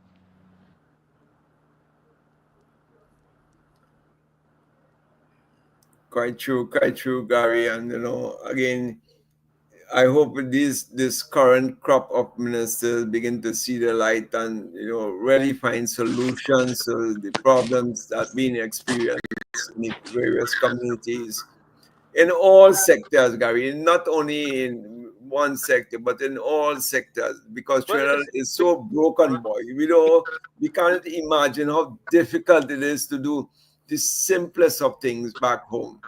When I went there 2 years ago, I tried to get a birth certificate and also a deed for my land, and the office telling you, oh no, you have to go to Port. This is Sando, so I have to go to Port Spain now to get it. And they said they can't find the records and this and that. So you have to contact your attorney who did your deed in 1982. What the F am I going to? He died so long ago. He no longer exists. And you're beginning to see how difficult they make life for people. And here is it: if the current crop of ministers don't understand some of these problems, how are they going to find solutions to it? And that's what I'm saying. The whole system is broken. The various ministries have to be re-engineered. New systems have to be put in place, and don't expect the current crop of workers to be able to do that, because they will not be able to do that. So there are well, serious challenges. Serious challenges. Once and see how it rolls out.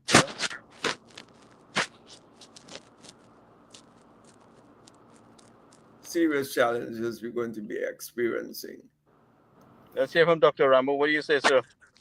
Well, I mean, I agree. I agree with definitely. I mean, Samantha is correct. Remember we spoke about this right through, and in every aspect of governance, over the next few months, we hope that you know that there's some collaboration with the advisors or the experts. One of the things that we hope, I mean, there are subject matter experts who hold ministerial positions, like Dr. Bodo and Dr. Dolat, Mr. Is he the doctor, Dr. Dolat?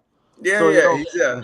yeah. So the thing is that there are definitely persons who are within the ministries who are subject matter experts, but we have to be. That's some of the things that one of if I remember reading a document on parliamentarians, and one of the recommendations are that when you're choosing parliamentarians, you have to be careful when they are subject matter experts, because they they come into ministries and then With the, with the they have bias. The yeah, bias. all the technocrats who actually will now have the contemporary policies and procedures that are being espoused globally, regionally, hemispherically, etc. And then sometimes when the ministers have their own ideas or concepts, there's some issues. But I think that in most cases they normally align. So I think we have a good crop of ministers, to be honest with you.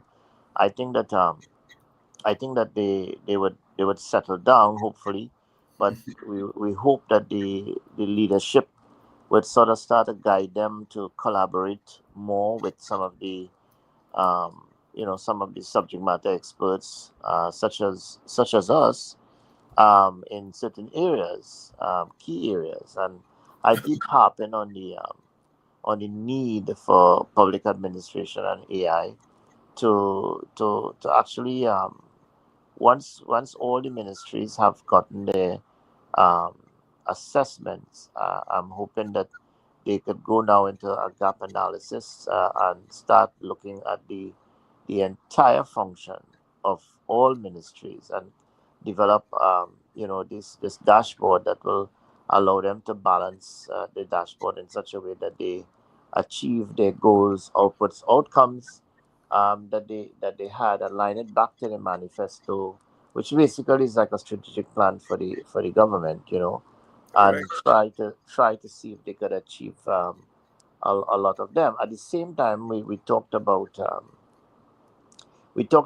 party itself, and we said that the party itself needs to be strengthened. However, we did note, and this was one of the problems, we didn't really do a forensic audit of why we lost the elections in 2015, why we lost it in 2020. And the reason for that is maybe we were too scared to go back and find out what really caused it. But for those of us on the ground, it was really not based on performance. It was based on your party support, your party base that you alienated at all levels, and the fact that the NATEX is mostly government now, and that the party itself, will run, but a lot of these government officials are busy now being either parliamentary secretaries or ministers in ministries and senators, etc. So what will happen is that because government has so much work to do, the actual party will suffer, and once the party suffers, it means the people, not the people who are going to be sitting on boards and whatever, not the people who are going to be sitting, in Cor- committees and whatever, not the people who are going to be I, invited when a prime absolutely minister like Modi comes, those are the people who will get invited, not correct. the Yes. grassroots. And when the grassroots don't get invited to the diplomatic center, they don't get invited to when a president comes or a prime minister comes, and it keeps going on, and you keep seeing the same faces over and over there. People who are like counselors, relatives of counselors, people who are aldermen, relatives of aldermen, people who are NATEX, relatives of NATEX, all the people like that, and you're not seeing grassroots involved. People will begin to go once again, right, and start Yes. grumbling, and then Yes. you end up in the same khaki pants. You could put in See, all the roads, you could fix all the schools, you could do everything, you could fix all the flooding, you could come there before the flood starts, you could give sandbag, but if you don't engage and retain your membership, not even your membership, your supporters, your membership is the easy ones. your I'm talking base about the support. people who supported the UNC. Yeah. People who you don't see, people who you don't see them coming to your Monday night forum, or you don't see them going to your rallies. These are the people that you have to watch out for. So they are the ones who will do like PNM and not come out to vote in 2030. They wouldn't come out because they will say, you know what, we really didn't, we didn't get invited to the diplomatic center. We only seen a set of people. I'm just saying, this is how people talk. This is how people talk, and this is something that we have to begin working on. The party can do it. We want to build this party now, and this was one of my grouses. I guess why people, thought I was a bit vexed when I kind of, went with Vatsant, but it wasn't because we were vexed. It's because we were hoping that we would be playing, Sumant, Gary, like when you are a coach and you have 40 players in your team, 40 good cricketers or 40 good soccer players or football players, and you play the two teams against each other in a little practice match, right? And then you choose the best players out of the two teams. That's what we were hoping, but that didn't happen. So, well, we just continue. We do what we have to do, and we're still party members. So a lot of people got alienated, and a lot of people felt sorry, and that, or some people just felt that they didn't want to continue. But some of us stuck through, and these are the kind of things that we have to avoid going forward. We have to balance it, and we have to work on party just as much as working on government. That's just my No, no, sort of no, Doc. thoughts on this matter. I Yeah. thoroughly endorse what you are saying. Thoroughly endorse what you are saying, and that is my scary part for the next election. If only that many, approaches are, well, we made a mistake, we didn't consult you, just come back home and let's talk to us and so on. If this 110,000 PNM supporter decides to go back, what is UNC's position? So that's why I'm hoping that they start. I mean, I know they feel that it's too early, but I see they're No. having a Monday night forum Monday. Monday, yeah. Yeah, so In Pinal and secondary yeah, school, Pinal somewhere there. I mean, I'm just hoping that they don't come and start saying, well, guys, this is what PNM did. PNM did this. No, PNM did this. PNM did this. I think a lot of us must realize now that we won the election. And once you win now, let's just say, well, look, we this is what happened with the honorable President Modi. We are going to be doing 1, 2, 3, 4, 5, 6, 7, 8. So let's. I just hope that they don't just keep fighting the election again, and campaigning. and Right now, I think I'm just hoping. I sorry, want to see it. yeah. Yeah. Sorry to cut you across. And most of the people going to that meeting, yeah. They themselves got worked up behind all the political talk and so on. But little do they know that, listen, UNC was elected for a purpose. We are fed up with the PNM. You are in charge now. You promised to fix the problem, or whatever the problem was. Whether it was corruption, was it lack of water, whatever the problem was, you promised to fix it. And tell us, how are you going to fix it? When are you going to fix it? Pending availability of funds and so on and so on. And this is what you need to tell the people now. Don't go back and say, start a whole new campaign thing going all over again. It makes no sense. How are you going to go forward? This is the way we want to go, man.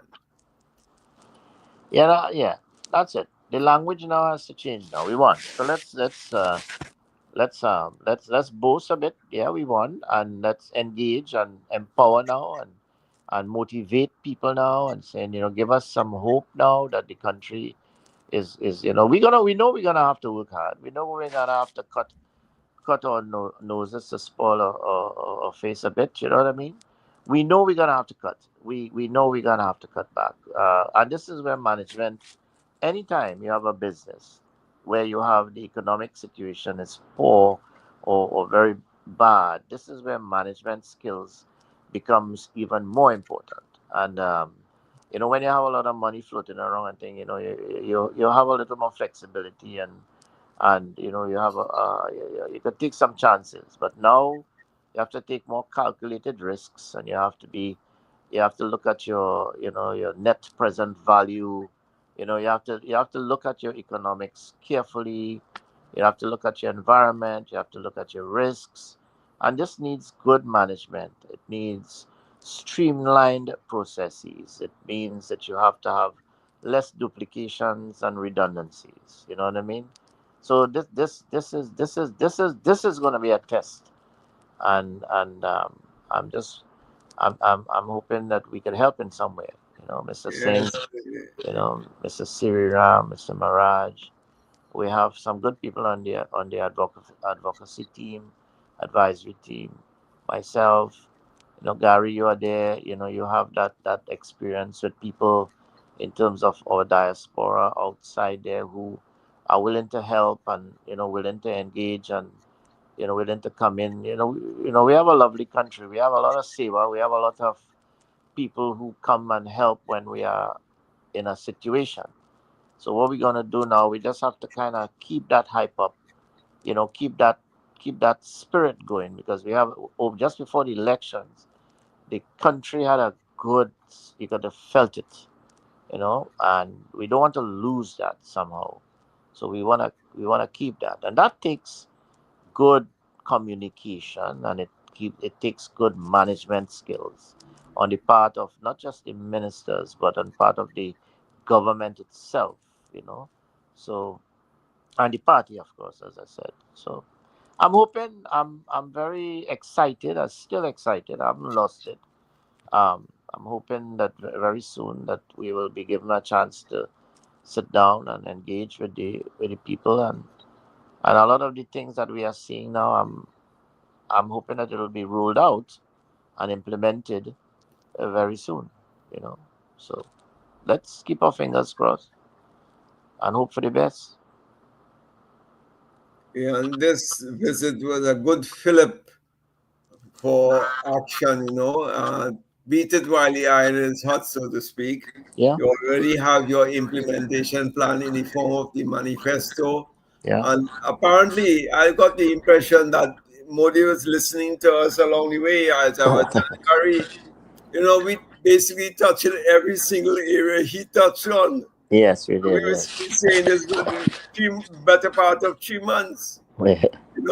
So at least we're on the correct track. We are right on the buzzer, Yeah. and we were able to identify the shortcomings and where improvement needs to take place and where help is needed and what the priority areas are. And but I would like to see at least 3 or 4 main projects get started at least in the first year, because and benchmark it, of course, and just do your metrics and outcomes and KPIs and so on, so that you could begin to measure it and then give the timeline. Say within 3 years, you should be 100. You will never reach 100% completion, but you reach 85, 90, you're just as good. But projects have to be started. It makes no sense to try to do 15 projects and you barely 30 and 40% in all of them. It has to be done it's a very structured way. And if you are to look at sectors, health, for example, might be the number one, national security, like that, and you go along. Tech Yeah. and innovation and entrepreneurship and all these things. Yeah. These things require good coordination. Yeah. And the policy, the framework is already there. Yeah. Development framework in the manifesto is always there. And excellent ideas. Now, how do you transform that But, now into actionable, but outcomes? And that is what the process. yeah, what would be nice is if we could help them develop some cascading dashboards. Yes. Yes. So we can actually, at each level the dashboard becomes a little easier, And a little more simpler, visible at the and same time. yeah, and as you go down, you of course develop the dashboard so that at the level of the ground, we have like the party groups, we have the councillors, the aldermen. They would have their dashboards, which will be quite a lot. Then the ministers would have a little easy. Well, of course, the MPs, then they would have their dashboards, and then the ministers would have a little less, cluttered, um, you know, uh, uh, Yes. congested dashboard. It'll be a little more Yeah, simpler, so that when they go to the cabinet meeting now, they can report exactly. on a dashboard that is easy. You can say, well, look, on this area I'm looking red, this area I'm going green, this area I'm yellow. So they're able to report back to the prime minister and say, well, look, okay, I have these 8 areas, right? Right now I'm looking red in 4 of them, I'm green in 3 of them, and I'm yellow in 1. You know what I mean? So right away, if we have all the ministers doing that in each ministry, I think we as a government, you'll be here for like the next 20 years, or more. Correct. But it has to be a structured, organized approach, and Yeah, it starts from the top. If yeah, these ministers are unaware of what needs to be done, don't expect your technical officers who have been there over the past 10 and 15 years. They're not going to do that for you. yeah. Because it's Correct. the same old. How are they going to implement these new policies if they Yeah, don't know what the heck is a dashboard to start with? yeah, yeah, Or how they calculate the dashboard and how to align the data and according whichever columns and so on. They don't know how to do that. It's the same old, yeah, structure going to play out. yeah, So none of your efforts are going to happen. So yeah, that's what I always contend, that you don't expect different results for the same couple of people. It yeah, can't. Doesn't happen. In the US right now as we speak, a lot of companies are firing and sending home employees, and they're telling us strictly, Yeah. over the next 2 years, listen to the next 2 years, 80% of the workforce has to be retrained. Yeah. 80%. That's nearly, 4 out of 5 persons Yep. have to be retrained or lose their job. Yeah. So So, unless you uh, make the, that sort this, of this dashboard, criteria, what infrastructure you going to build it on? What you planning to build it on? on a knowledgeable workforce, Gary, you No, need no, to no. But have what I'm people who saying, understand. I am talking about. I understand the data, but what I'm saying to you is platform, what technological platform you planning to use to build this dashboard? No, schools don't. You're not doing a dashboard for the school. You're doing a dashboard for the Ministry of Education. So the No, no, Ministry I of understand that. I understand that. For the ministers, I'm talking about in that how which technology are you using to build what sort of software, which yeah, database planning to yeah, use? no, they have lots of different types of Yeah. software Yeah. Yeah. that to do that for you. You don't have to reinvent the wheel. So, example, Salesforce, right? This company called Salesforce. They have the whole suite of services. Oracle, the same thing. 11 Yeah, or 12 I mean different modules. Oracle, and I mean Access was more the little basic thing, and now we have SharePoint and Correct. SharePoint part of Microsoft. That SharePoint is the easiest one to do. But you got to, if you want to get to really structured, organized things, you go for Oracle or Salesforce. They are the leaders in these businesses. yeah, but I mean SharePoint seems to be the most simple one that Yes. that everybody can participate and update the Update all the system. managers and supervisors and so on have accessibility to it. And yeah, they upgrade with that. But that's the most common one they use right now. SharePoint using it for a long while, but you can go on to higher level ones to more the senior management and so on. Yeah. Well, right now we don't want to. I mean, that is higher level ones is for people who are more technologically inclined, and I mean, we don't want to get too But scientific at the same time. no, But no, no, Gary, don't is only a few areas. But see, what it does, it shows you. Okay, like I look in the wall in front of me, I but rock back and see. somebody Hey, has to build out that database. Somebody has to build out that database. yes, that is why the workforce has to be retrained to start to plug the information on Well. that wall for me.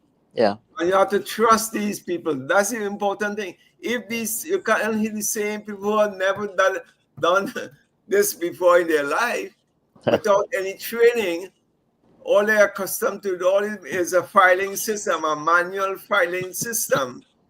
It's not Listen, even computerized. right. You can't get I no wouldn't. data fees or data film on anything. You Yeah, can't we have the haven't. same people doing these dashboards for you. That's why they're telling you you have to be retrained in this new technology, and it's nothing difficult. It's in Yeah. fact, you'll be Yeah. surprised. These Yeah. things simply copy what is being done currently, Yeah. and it's Yeah, but transformed into I, a visual um, impact. I You wouldn't know, I wouldn't underestimate what we have in Trinidad. I mean, these people might not be included who are capable into that circle, but we do have people. I would be sure that we have people who are very technologically updated, can do these things. I mean, and it's just that they may not be in the circle of those that we never know. yeah, But you're right. There are a lot of companies in Trinidad use this as a WASA, for example. TNTech uses these dashboards. WASA, well, I know they used to use it. I don't know over the past 10 years whether they're using it or governmental, not. beside the governmental structure, I'm referring to people in Trinidad who might be more technologically knowledgeable, and I would not underestimate the level of their intellect and their experience. So there might be some people there who are already there who can do the job. Of course, there are lots of people. Once you do your higher level management training and you look at the dashboard, it's like looking into a graph and say, hey, am Uh, I accomplishing this? No. Then why? You go back and you back. It's a chaining process. You go backwards in the chain and say, why? What are my inputs? What am I measuring? Why didn't I achieve this in 6 months? Where are the gap analysis? Where are the bug areas? Where are the pain points? All these things have to be identified. So you now, as an average employee, you have to be able to answer why or tell me why this is not accomplished. If I'm a manager and I'm supervising 20 or 50 people or 100 people, I will identify the first thing, what are the pain points that experiencing here that will prevent me from accomplishing my task. And that is what basically that's what the dashboard is telling you. In a snapshot, you can see everything, all my projects, my 10 or Well, 15 well, projects. with the Indian government in the picture now, I mean, there is going to be a heavy background of technological resources, people who can help us in all these things. Because Okay, that's right. Dr. Ramif, I know if you want to join in, but if I Yeah, may give an example of something in the hospital, if you Yep. are in charge of the A&E and you say, okay, you can see on a stop sheet this week, the wait time is an hour and 5 minutes, and next week now, and you say, oh, it has dropped to 45, minutes from yeah, an hour and 5 minutes to 45. What has happened? yeah, What has happened to for this accrual of this sharp drop from yeah. 65 minutes to 45 minutes? That's almost 30-40% increase in It's the like, delivery time. So you you can see, identify what has happened over that time you see and that. see the best solutions for it. Yeah, you see, like it's what it is that, okay, one of the things that we identified was that, and I'm going to come back to 2015 and 2020. This is, we wanna achieve things, right, that have high impact, have legacy, allows us to keep ourselves in power, right? And the only way that we can actually, I mean, this is how pathology is. This is how our human body. We learn from pathology. We learn from diseases, and that's how we improve ourselves as human beings in our healthcare system, because our body signals when we are ill. We got the diseases like cancers and heart attacks and whatever. And it's when we started to do the pathological examination of the body, then we are able to improve ourselves, right? By developing medicines and care plans and whatever. It's the same forensic pathology type forensic audit that we would have had to do in 2015 and 2020 to determine why we lost the elections. Now, this conversation is all around improving the governance of Trinidad and Tobago and implementing a business strategy, almost like a business process. This is what we are saying, because by implementing a business process, you are able to institutionalize it and to make it more long, give it longevity, right? So that you are able to survive the impacts of the global, regional, and hemispheric environment in all aspects of governance, and all aspects of what the country needs. At the same time, you are able to strengthen your party base, so that they vote you back in. You see, so this is basically, if you were to look at the philosophy of the discussion. So when we come to the dashboards, they are really tools. And Sumant, you're saying exactly what you only have about, when you go to the contemporary science, that is the journals of healthcare management, right? I mean, I am lucky because I did my MBA in healthcare management, Mm. right? And therefore, my access to journals and scientific Case studies articles and and so on. database, it's like I just go onto my computer and I go onto my university and my alma mater and my WhatsApp group from the college, from the university, and Yeah. we share information and we read the current journals of healthcare management, the Harvard Business Journal, right, and the healthcare component, and they will tell you that we only have about 15 key performance indicators in healthcare institutions to monitor and benchmark the performance of healthcare institutions globally, right? Right. We can adapt that, but the same waiting time in a Boston hospital, the same waiting time in Mount Sinai or Toronto General, and the same waiting time in San Fernando General and Scarborough General, whatever. These can be compared, and they can be a comparative analysis of the wait times. But what we have is data are being collected. The data are not being used properly, right? They are not using the data to create these proper metrics, because some people are confused. They don't know how to create a Oh, metric, because they will come and say, well, we saw 10,000 people at the yeah. San Fernando casualty, 10,000 people this month, and we treated 10,000 people, but that is not a metric. That is just a data set Observation. That's of an telling you how much observation. people Yeah, came to yeah, the casualty.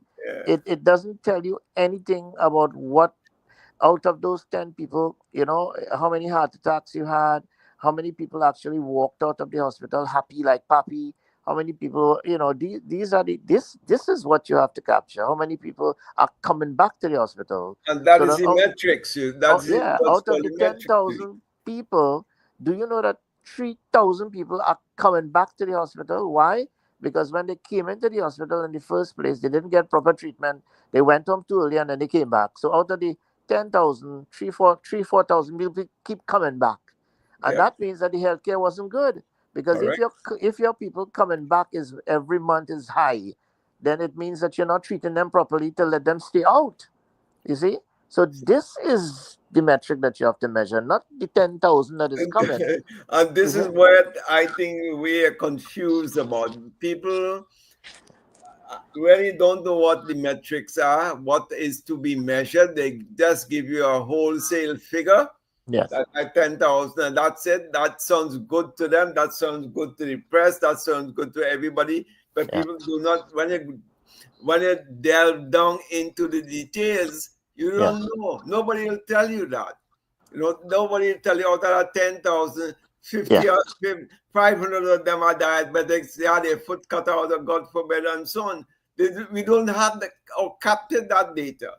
So how So can we plan? What are so the insights yeah. we are getting from these Yeah. 10,000 people? One of the 15 indicators that we need to measure, for example, is prescription errors. Yes. Right? So if I were to say, okay, in Mount Sinai, I have 10% of the patients coming to hospital, right, have prescription errors.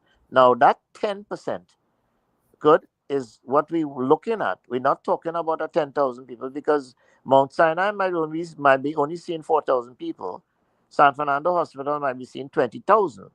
But if I say that 10% of the San Fernando people, At right, 2,000, yeah. if I say 40% of the San Fernando people are having prescription errors, but the international benchmark, the international is only 5% of people all over the world, 5%, 5 to 8%, right, of people are having prescription errors, but we are having 20%. It means now that we definitely have to improve that, because our purchases, our constituents are these people. Yes? So if we could reduce the number of prescription errors to a global standard of 5 to 8%, or even better, then we would have done something for people. Right? That is what we are talking about here. Yes. And that is basically must be But now that even though, transcended like I into said, every single ministry. Every ministry must be doing that in their own ministry, of things like, for example, how many bridges do we have in Trinidad and Tobago, right, that are going to have to be, is it too narrow? It needs to be widened to 4 lanes, in areas that have been having flooding.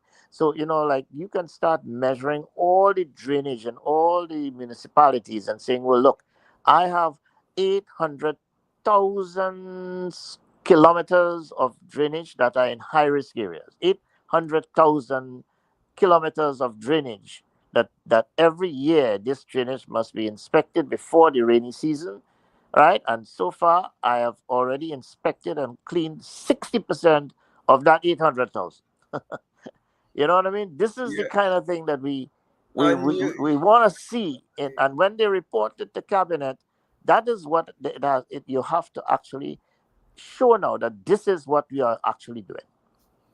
You see? and not only that, Doc, you using your same example, you have to show the critical pain points which you have addressed. Like Yeah. you do all these kilometers of cleaning, but they didn't dredge the mouth of the river. What's going to happen?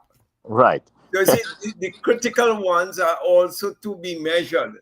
Yes. So this is what I'm saying. So when people have insights after what needs to be done, and you have communicated it to your employees or the people who taking action on these things, then and only then can you measure the effectiveness of something. Other than that, we just by saying how much kilometers of this thing needs to be done, and the percentages don't really work. Then that doesn't hit all the pain points that need to be solved. Yes. And this is the critical thing in it, because I was very fortunate when I was doing my AI and with healthcare at Mount Sinai. I had the luxury of riding an ambulance with a physical patient in it. All we were logging it into the AI and so on as a team. And we were logging the response time, exactly what the guy was doing, checking the oximeter, checking the oxygen level, and calling the doctors in the hospital who is in the waiting room, waiting for the patient to arrive.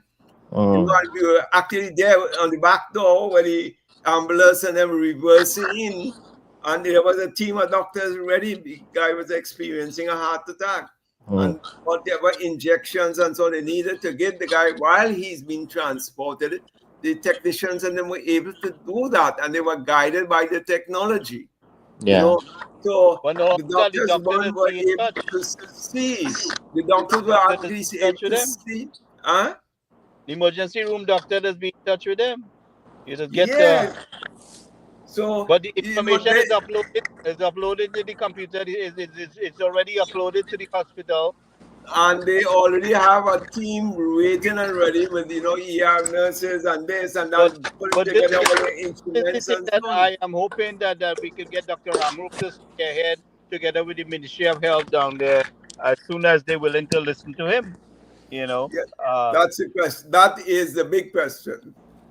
I don't think we can answer that question. And I am giving them some time to sort out their business, but I'm being that Dr. Ramrup is so knowledgeable about these things. I think he's the best person to spearhead this kind of operation to make sure that the ambulance is equipped, the training is done, the people understand, the technician who is on board. And again, I want to reiterate, getting some of those doctors in waiting in part of this program, in the medical program. But Gary and Doc, I didn't finish what I was going to. The outcome of this is not the joyride riding in an ambulance, and siren, blah blah blah.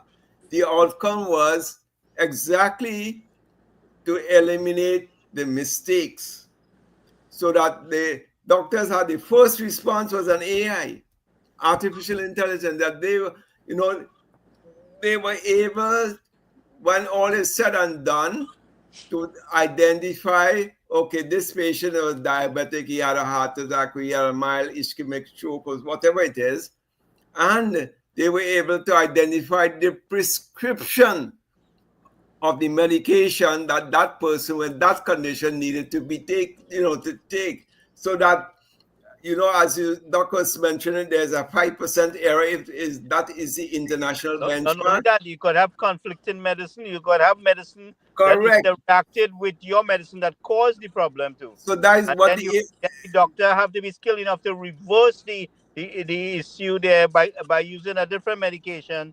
And this is what, Gary, this is what the AI was doing for the doctor. Now the doctor will no, okay, yes, he will conclude that exactly he agreed with the AI or whatever it is.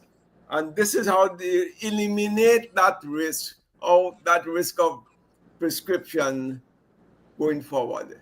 They That actually, you know, like in our example that they were giving, that the guy had a heart attack, and the best medication for him at this point was to use Entresto instead of Faxiga, for example. And this it tells you the reason why, because he had other complications of diabetes along.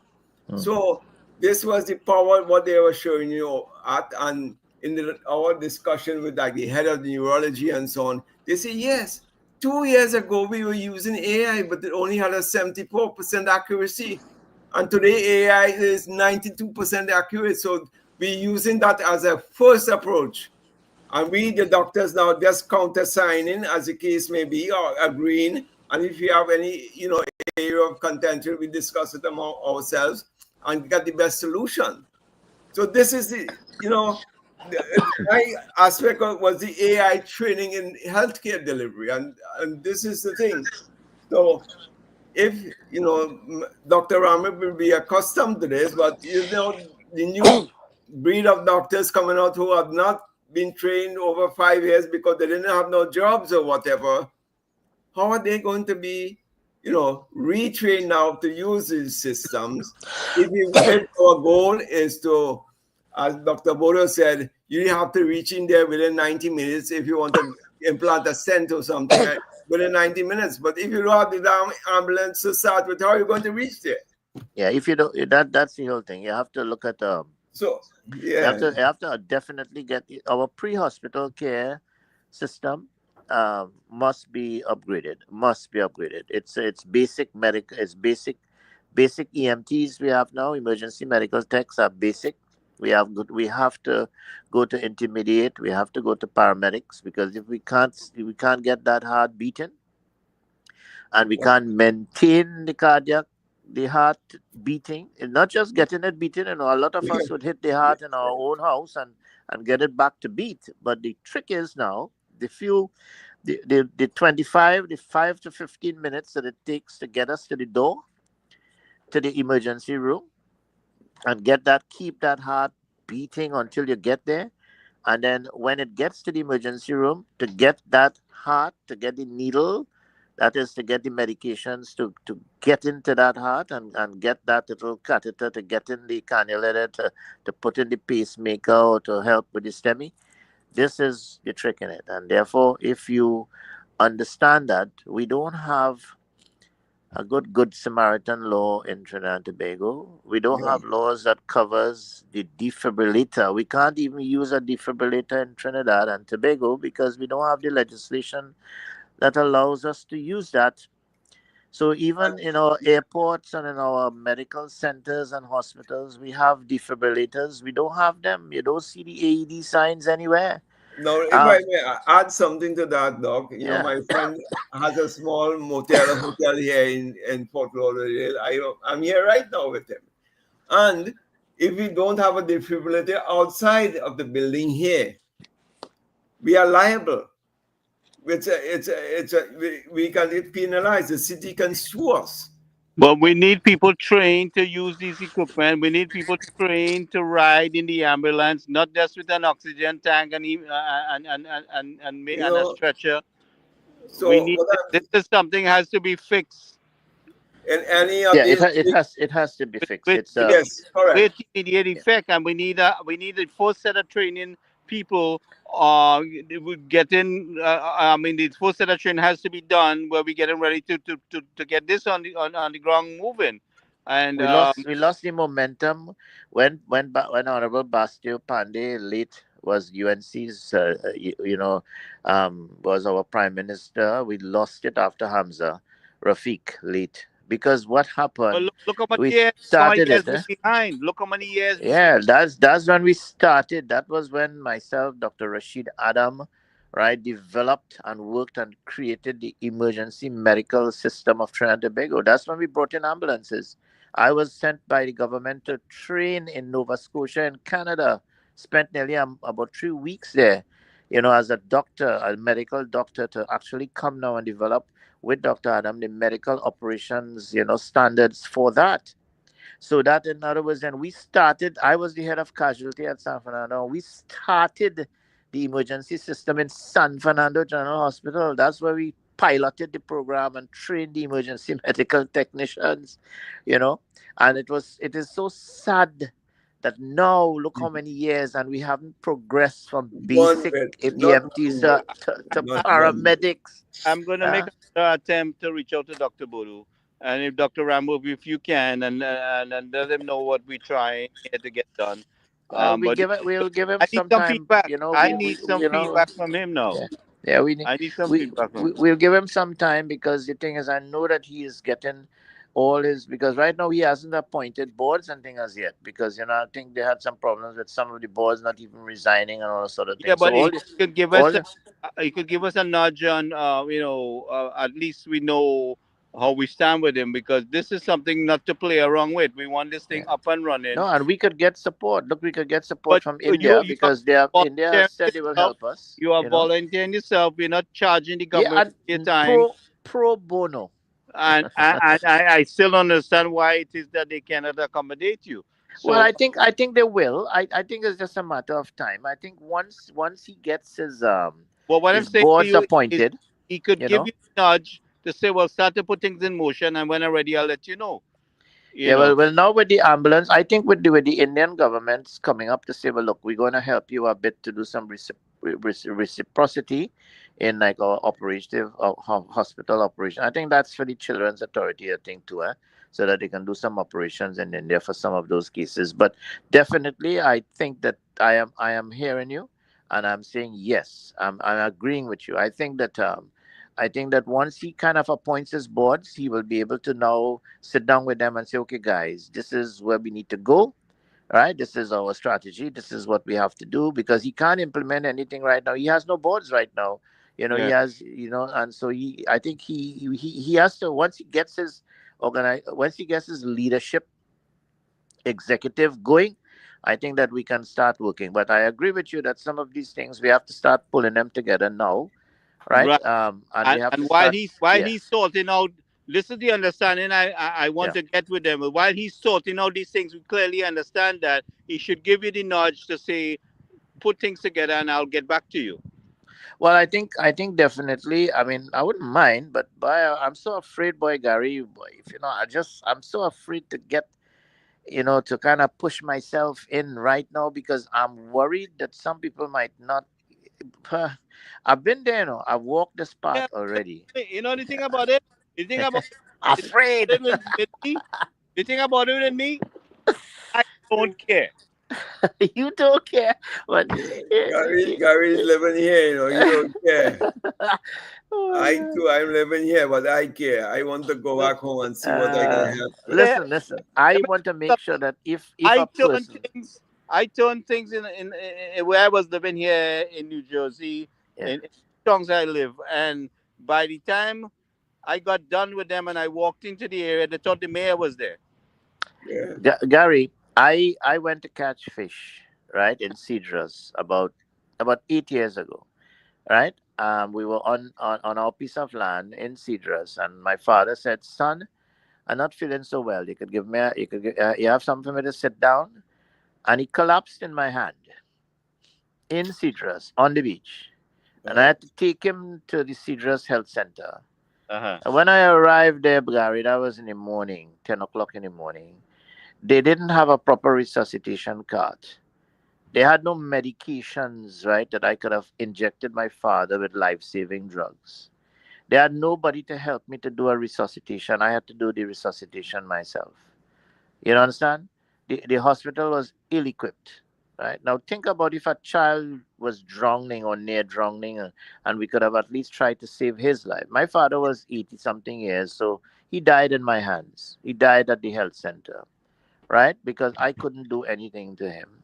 And if I were to tell you that if I go down to Cedros, I'm right now, I'm in Mayaro. I am in Mayaro in a beach house, my beach house in Mayaro. Right? I'm driving for like about a mile from the Mayaro Health Center. And if I were to get a heart attack right now, right? I would have an ambulance come, I don't know when, but when they come, it will be a basic medical tech. My wife and I are here now.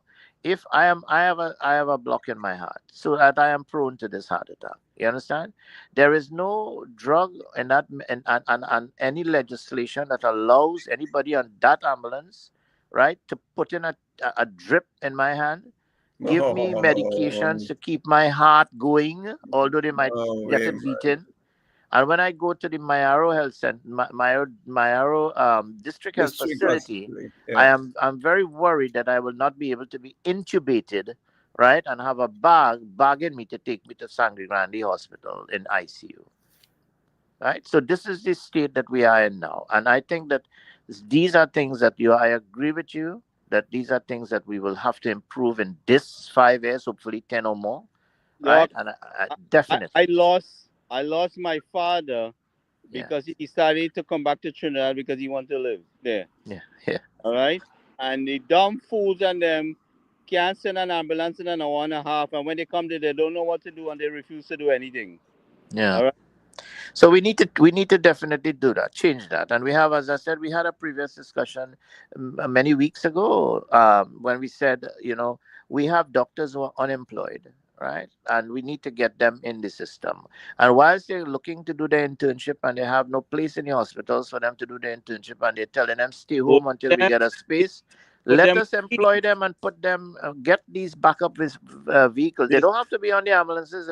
We have an emergency response vehicle that has a doctor trained in advanced cardiac life support, advanced trauma life support, right? doc, Riding behind doc, those ambulances. doc. We in here in New Jersey and in the U.S., right? And is that the person have their personal car and they have some lights. And Yes. if emergency take place, they hear it on the radio. They put their Yeah. lights on the dash and they join the team. Gary, we have such a small country, right? Such a small, our country can fit into New York State, right? What I'm telling you is that we can So have we doctors. playing the fool. We playing the fool Yeah, because people like yourself. we can have doctors assigned, right, to zones in Trinidad and Tobago. And instead of a patient going to a health center or a hospital, we could have the doctor go to them making house calls Correct. on behalf of the government Absolutely. Yeah, because but we Absolutely. could, what because we're so small. I'm saying to you is the emergency response care and the technician trained and the staff trained to address this is something that people are getting shot in the country. This is a by the minute situation that's happening in the country. So this is not something to play around with. This is not something to handle at your own leisure. We need to get this thing up and running. You think that anybody will vote any other party if UNC could have a doctor come home to their home, huh? And go and check out the people and order medications and have the medications come with an Amazon drone? But remember, this is one of the mandates in But the health if the medicine manifesto. come with that donkey cart or a bicycle, we Yeah, thank God for that. you understand what I'm saying? This is the point Yes. I'm making. It's so easy for us to get to regain power for the next 20 years. All we have to do is to sit down and make it happen.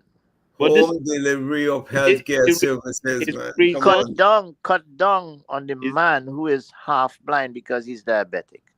He have to travel or take a taxi at $400, right, and go into San Fernando, right, and go up to the casualty department and wait about 3 hours to see a doctor. Then go there and get three his hours is good. medications in the pharmacy. 3 hours is good.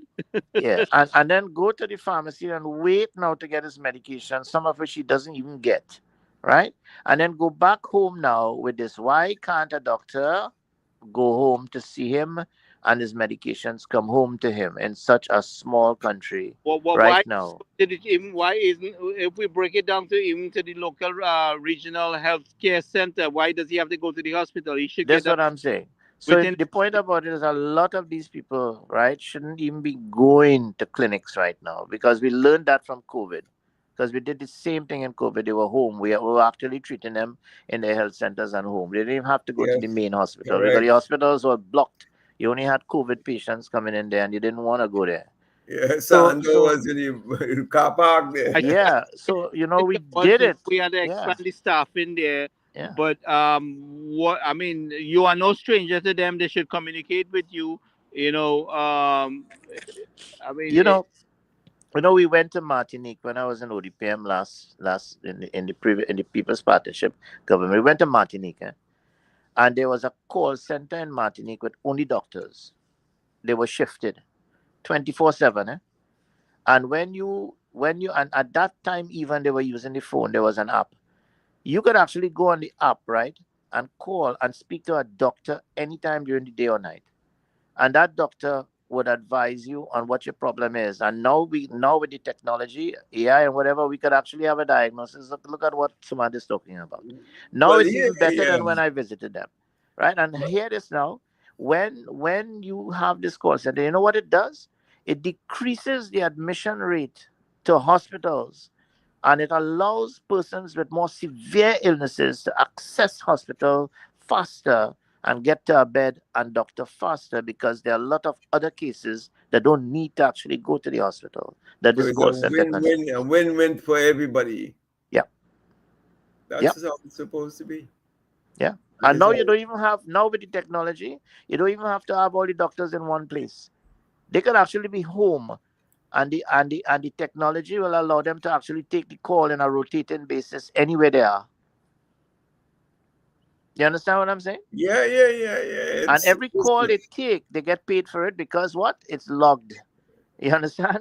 Well, So they get paid. They get their salary now based on the calls. You understand what I'm saying? Amazing, eh? Yeah. yeah, So there are so many quick, you know, pain points that can be resolved through, correct systems and so on. And yeah. this can be addressed easily. In our case, where we have that surplus of skilled doctors around, get them into the system. Yeah, we have the forensic training, right? We Yeah, can have the forensic training at DB. And you not only have you have forensic psychologists, you have forensic pathologists, forensic odontology, forensics anthropology, forensics archaeology, right? For you have other officers could be trained under in forensic the microbiology. You and the understand? DNA lab and thing as well down there. So That's it's correct. kind of coordinating everything. Now, if you have your Yeah, technology and AI center right there, you can bridge the gap and, yeah. and They have let the training. doctors get exposure to that training on how to apply these things. Yeah, Because we that have is a mock court could be set up, and we could train doctors how to go and give evidence in court. That's a big all thing. these things. Yeah, medical Yeah, legal services. yeah. That's what it's called. Prosecutors, young police Yeah. officers can all be trained in how to go to court and give evidence, and how to go before a jury, and how to go before the judge or the master. All of these things people have to be trained in. So these things are not being done, and they have to be, and they can be done at DB. And this is my dream, to make sure that that campus comes on stream, because I know the prime minister is in bent on making it a law campus, but so there's sufficient space to do all of these things there. we have to find the funding for these things. So maybe she's sorting out that.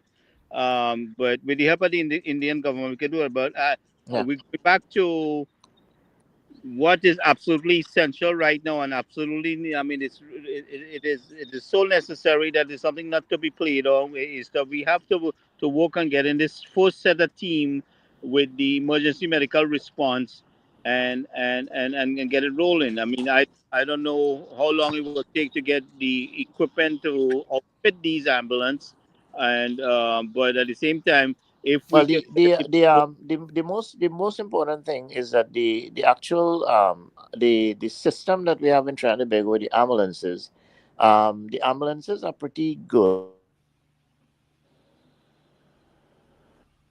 I think Doc drop off. yeah, his We internet lost. kind of. So Yeah, what it is? Hello, yeah, you're back on. hello. Yes, you're back on. Hello. Uh, I Yeah, hello, think hello. yes, you're back on, Doc. yeah, you're back. You're Yeah, back. good. I don't know what happened there. I don't know what happened there. But what it is that we have to do is we have to start the training of some of the current batch of emergency medical technicians to intermediate and paramedics. I also suggest that we have to get the fire services.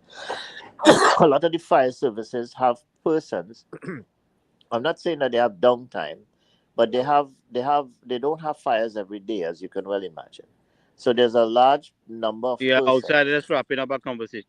So I'll be right in. Yes, sorry about that. Yeah, so what it is with the fire services, we can actually train them back to be paramedics, you know, intermediate and paramedics. So we have another source of ambulance services that can provide the paramedic services. And once we do that, it means that we can improve the door to needle time and save more of our people, right? Give them some more time on the earth, Yeah, why not? Well, and yeah, we can do that. this Training. You know that the fire services here in Miami, they are the first responders, Yeah, not the police and the ambulances. No, no, no, the fire service. They yeah. come with their well, paramedics the at fire any service issues. runs the fire service run the emergency medical Yeah, response. in Yeah, Canada as well. Yeah, and they have their guys on board, their yeah, paramedics on board. yeah. So Yeah. we need to train our fire services back again, and then once we have the competency, all right, and then we can now put on the ambulances the other things like the medications, the IV lines, and whatever, so that once we can get the heart beating, we put in the IV line, and then we give the meds. And of course, under Trinidad law right now, which has to be changed a bit, the paramedics will have to get the standing order, that is the medical doctor or the director of the ambulance service will have to give the authorization to give the medications, because at this time, as you know, Trinidad and Tobago, only midwives are allowed to give the medications and set up IVs, besides doctors. Mhm. So those are some of the Well, legislation they that will has have to to be trained, change. and most of these people are not even trained to do that. Yeah. So, So so yeah, this is where it comes in. We're very essential that those doctors on standby can ride with these ambulance and correct, correct. And you see, this is why I'm saying in the interim, we can have the doctors do exactly that. Because right now, if you get involved in an accident on the highway, right, Mhm. 9 times out of 10, the police are on the scene first, right? Statistically, that's what happens. When the police comes, they kind of help with the traffic. But in terms of the health or the emergency, the fire services are normally second and the ambulance always come together. So what happens is that when these guys come and they start resuscitating, many people die in the highway or on the crashes because when they're losing all that blood, they can't put up a drip. You see? So while the guy might be pinned under the metal and the fire services are using their jaws of life to free him, he could be getting a drip to give him back some plasma expanders and fluid whilst they compress the bleeding on the thigh. So we lose a lot of people because although we might be able to compress the thigh, we can't save them because we can't give them any fluid expanders in their veins because Mhm. nobody could put up a drip. So these are some of the things that clearly we have to improve in our country very quickly. It's 2025, and I was in casualty in 2006, somewhere there when the UNC was in power. And therefore, look at the 19 to 20 years, and we haven't even got there. So let us hope that Dr. Bodo and well, Dr. Richard can actually now get push this thing done. You know, this yeah, hard. This is something that's highly critical, and I mean, I don't want to see another person lose their life because we are not organized to respond, and because we are working because we think we can work at our own leisure. I understand there's a lot to be done, but there is a lot can be done simultaneously. Uh, you know, I I I, I know I chew gum and walk and run and jump at the same time. So well, yeah, I think Samantha and myself, we have been saying that whilst we are using business language, and they said that you have to balance your dashboard and do everything rather than just out in the fires. That's exactly what you're saying, Gary. It's exactly what we did when we resuscitate somebody. You know, we don't say A for airway, B for breathing, C for circulation. Let's take it in order. yeah, By the time we reach circulation, the man dead. So basically, you have to do the ABC in one. doc, You can't do it A yeah, because B C. with loss of blood every second counts, loss of blood and Ah, brain. Every second counts. yes. ABC, So ABC, my man. yeah, you know ABC. So I mean, I learned that as a young doctor. I said, ah, yes, okay, airway, then breathing, then circulation. It's only when we started to resuscitate people and save their lives we realized the ABC is a simultaneous act. Yeah, You know, all in one is so all inclusive. yeah, so really and truly, when we are hoping that they get their little assessments done. This is what we were told. Then we were hoping that the Ministry of Public Administration and AI will pull everything together. So, okay, I need to get all 36 strategic plans from all my 36 ministries or 10 ministries or whatever it is, and say, okay, these are our strat plans, these are our business plans. Okay, let us get some help, or I guess your SMEs within the ministries can create those dashboards. This is what I would like to have done using any software or anything that the Ministry of Public Administration determines, right, are the best based on their discussions with their IT people, right? Standardize that across the all ministries so that it will be easy to benchmark and create your dashboards, right? Create some nice cascading dashboards for every single ministry so they can report the data, get the data sets that need to be reported on, rather than having, of course, all data, but basically the ones that we have to use to create our metrics, right? Yes. Make the metrics simple. You don't have to have 25 KPIs. You just have to have a few that gives a good idea of what the business is all about, right? You have your statutory authorities and all this. All remember, you have so much of these, and you just give it very simple. So by the time the minister has his dashboard, he only has about 8 or 6 little indicators that he goes to cabinet with. He doesn't have to have 100. So these are the kind of training that has to be done via public administration. And of course, myself, Suman, some other people can help in that regard. As far as healthcare, man, as soon as anybody can say, hey, can give me some help, I will be able to help. I would love to help. We would love to help.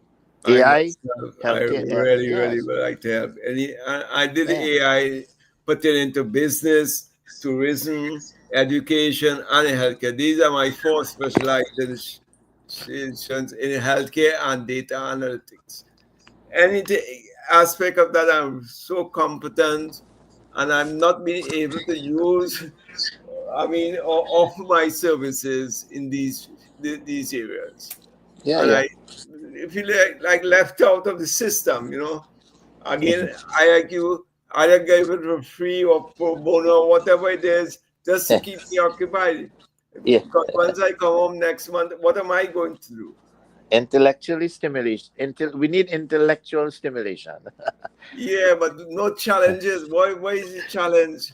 Yeah. For yourself after undergoing all these things. And I have my 3 masters to back me up, and Mm. social media specialist and data analytics and AI practitioner in these various fields. Business, tourism, healthcare, education.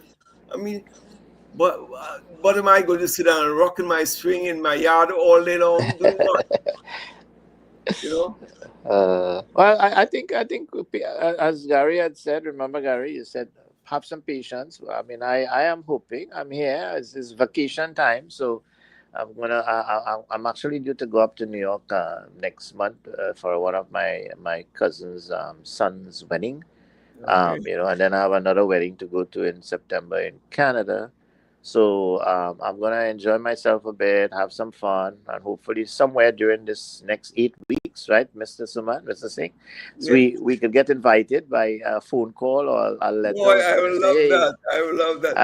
we would Let's love get to have you to invited. give us some help, and yeah, we love to do it. I love to do it. Yeah, I like to show off my skills, man. I think I have. It's just sitting dormant doing what? I spent we'll four get through. years recently retraining myself in anticipation of exactly what they're saying now. You have to Yeah, be retrained.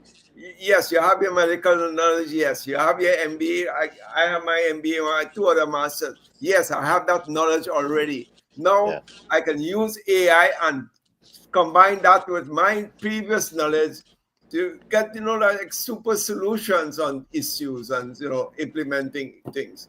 But here's where the opportunities. But that is the beauty of a lot of people don't understand it. It's like when you look at data and you see a graph, right, and you say, well, hey, how's your life going?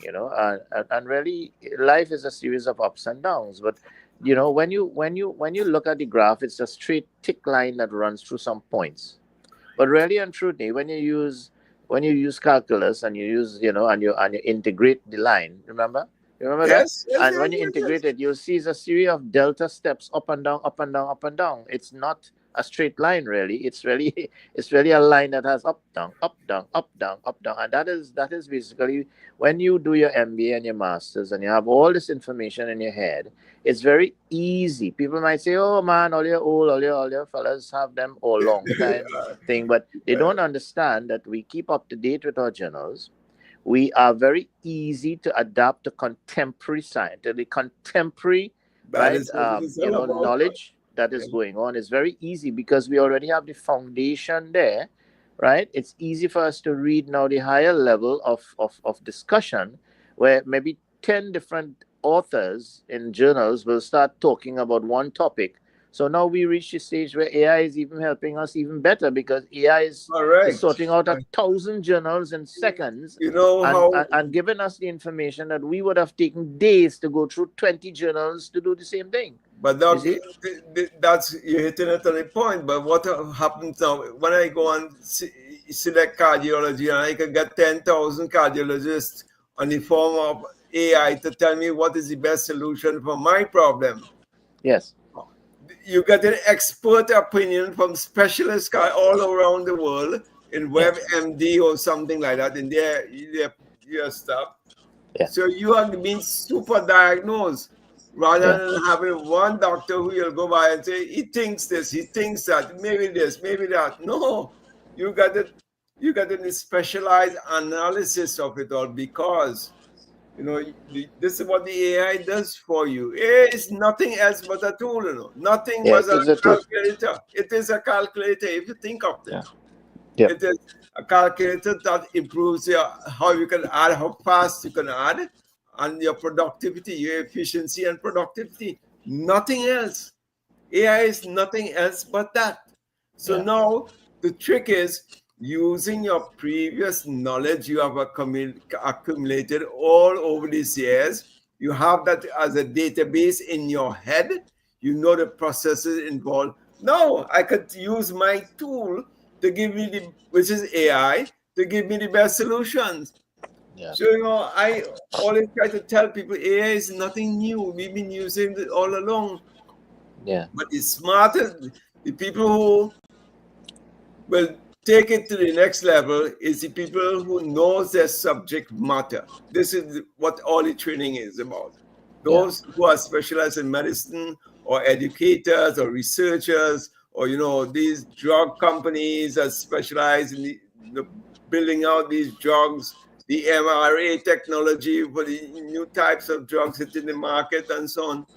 These are the people who will benefit more from AI because they know what it is. Not the guy who prompts something. I heard it Tobago, a guy, wrote a speech for one of the politicians. He went to ChatGPT and he did some prompts and everything was wrong with a pack of garbage. That came out. So we have to be careful what we are doing with AI because we have to be extremely the subject matter. If you don't know the subject matter, forget it, man. You're using AI for the wrong reasons. Yeah, one of the things that I don't know if Gary came back in, but one of the things that I'm here. one of the things that we have to do is that we had started it when People's Partnership Government was there, and it was coming out of again public administration, right? That ministry, I think Nan was the minister at the time. Okay, what now? 2012, early on, before Carolyn Sipazal. Correct. When Nan was there, we had started, and I was one of the persons who was driving it. Was the National Business Continuity Plan. Yeah. Right? We talked about that, right? Continuity of government.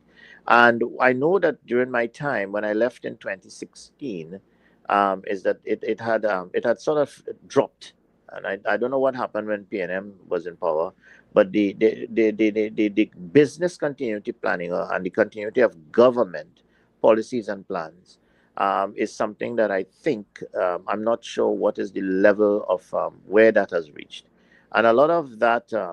What we are talking about here in terms of some of the risks that we can face as a government, as a party, right? The continuity of party, continuity of government, right? These are things that must be put on the table, and it must be an ongoing discussion even from now. So the thing is, there are certain critical systems or critical functions, right, that needs to be identified, that keeps each one of the ministries alive in terms of either a catastrophic event or even an environmental impact or just simple economic impact. And I think that these are some of the discussions as they plan their business going forward, and hopefully in the next 6 to 8 weeks as they do their gap Yeah. analysis, right? They should already factor in business continuity as part of the planning. All right, Doc. It's one of the programs. Yeah. Let me give you a little update on it because nothing has happened to that since, Okay. because it has to be sanctified with legislation, Oh, and a okay. lot of talk went into it. Mhm. That the legislation is going to come 2013, 2014, 2015. They get out of people party, they get out of government, and that was the death doom of it all. Uh, Nothing came of that because no legislation was implemented to make this a reality. mm, So that it okay. died as natural death. Mm, And that is like what? How much years now? But 10, 15 years now. mm, yeah. It's sad, but that's why a lot of things happening. And I really don't like to get involved in this thing because a lot of things is rehashing the talk shop saying, oh, we're going to do this now. But if you look at some of the plans, they are already there 5, 10, 15 years down the road and nothing has been done to it. Mm. The plans, you may know that, I'm sure, in disaster management and so on. Yeah. Some of the plans are there, how long they are sitting there and no action taken on it. So now Yeah. we're Yeah. Yeah. here. Let's do a disaster recovery plan Yeah. or an enterprise Well, risk the management same plan. thing, the same thing when the pandemic was around, right? The only forum that I could have used was, well, forum would have been either Facebook or Instagram, right? Mm, Because I had no connection with opposition. I had no connection with the ruling party because who you would have wrote to in opposition, they didn't want to hear from me.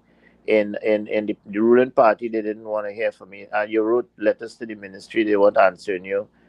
So you couldn't give your advice. But when we were right in 2011 as the People's Partnership, in 2012, right, as the head of ODPM, one of the first things that we did was we took the pandemic plan, the mm, national pandemic plan, right? And we took it, we tabled it, we went through the plan, and we redeveloped the plan, right? And we got that plan, the national pandemic plan.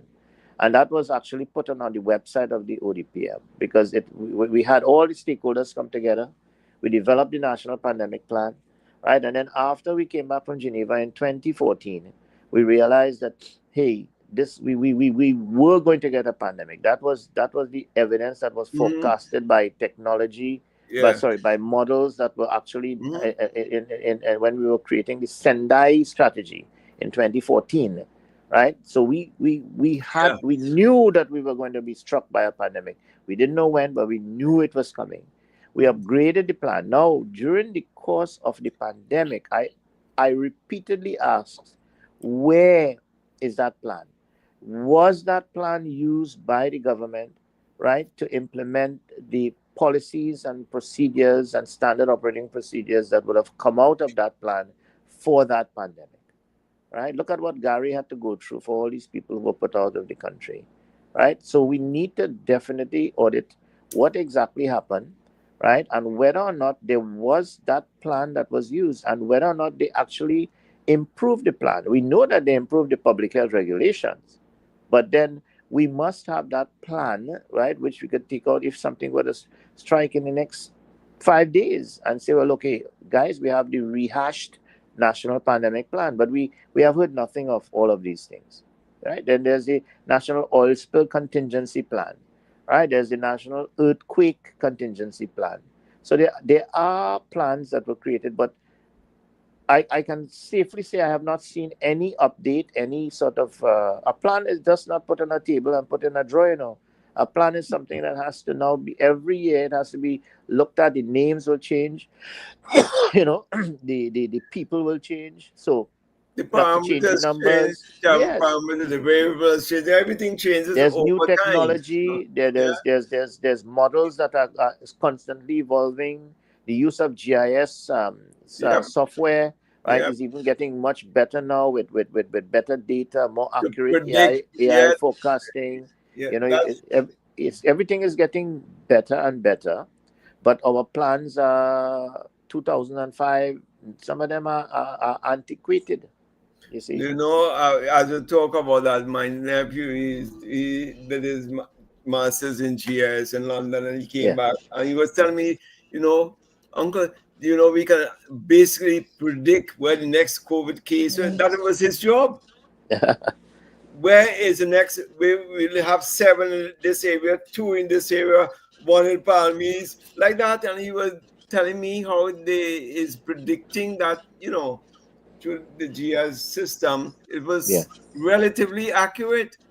Yes. And his name is Roshan, so just say Dr. Roshan, but it's not Roshan Paraswam. It's a Roshan Siram Singh. Okay. Okay. I used Yeah. to be with the panel with Dr. Diyal Singh and giving them that information, and they say that they're so, I don't want to say the word on right out there, but so unacademic, they didn't know how to read the bloody thing. Yeah. Well, I'm hoping that within the next few months we could get to see exactly what the ODPM was doing in the last 10 years, because we had a GIS team there, Yeah, and they yeah, were supposed to have worked with the other GIS teams at the National Security Ministry, WASA, water resource agencies. In fact, WASA and water resource agencies have some very good data, right, on our country in terms of yeah, where the geographical areas are, and plotting and modeling. In fact, they have very good data. The problem is that when we had some funding from the UNDP and the US state government, and we had in Keepok Hotel in 2012, right? I was the CEO of the ODPM at the time, and we got the funding. And what we did is we analyzed the data, the status of data sharing, all right, data collection, standardization of data. And what we found in that study, which was sent to the ministry, I don't know what they did with it after, is that our data, and how we manage our data, how we are trying to standardize our data, how we are sharing pertinent sections of our data. We had a discussion before. I know we had it before. It was terrible. We had a terrible thing, and that has not changed. We have people with very good data, and we need those data, and we cannot get them to blend and share. And if we no, don't they will start not they will some not way, give they will not give you that data, doc, because they look yes, at that they will not have a job. this They is hog we, they yeah. hog that data.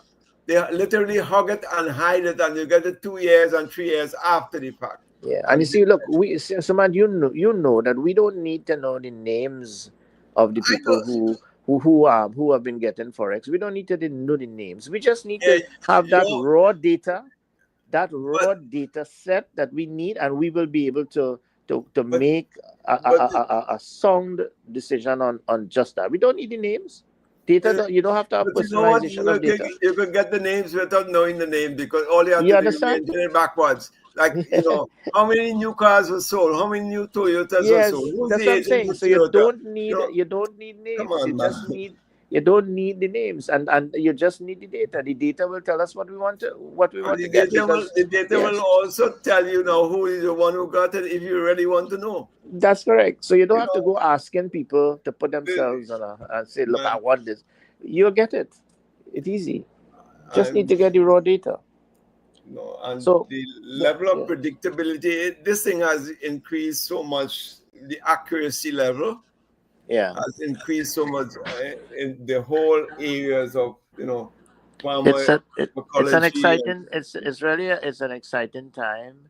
I really need to look back at what happened, because for future, you see, it's easy for you to it's easy for all of us to say, well, things happen in Trinidad, and it happened in Brazil, and it happened in India, and when you look at how people were being cremated in India, and how they had them lining up, and like two corpses were on one yep, pyre, and all of the yep. and in Brazil they had these big backhoes just pushing the people in these mass graves. You didn't have data coming out of the sub-Saharan Africa. But So right in we here in Texas, you had miles and miles of these refrigerated trucks had hundreds of bodies in them. good. So what I'm saying now is that we have to say, look, we have to learn. As I said, pathology teaches us to learn from what our body has gone through. That's how we improve, right? So we need to really have a summary of that data. The COVID was 2019, 2020, 2020. 2021, Yeah. right? And this is 2025. It means that all our death mortality data should have come in by now. All our morbidity data should have come in by now. Somebody should have gone in there now. All the epidemiologists who was epidemiolizing Yeah, yeah, when we had the correct. epidemic and Yeah, yeah, pandemic. yeah. I Where know. where were those epidemiologists now? Where that is what they should have come back and tell us. Well, Yeah. during that period, our monthly death rate, right, was 25, right? 25 persons die, every week. Let's put it this way, or 125 people die every month, and 125 people on average die in Trinidad every month. And in 2008, sorry, 2018, you used to have 125 per month dying. 2019, it was 128. In 2020, it was 400. In 2021, it was 387. In 2022, it was 145. You understand what I'm saying? Yeah. So So like a bell curve. right now, you would see that during the late 2019, 2020, and 2021, these are people who actually got death certification, right? And this means that they would have been already come out from the registries at all the hospitals where they have the registries now, registrar of deaths. They would have gone, filed to ministry of what public sorry planning and Yeah. development, Uh-huh. right?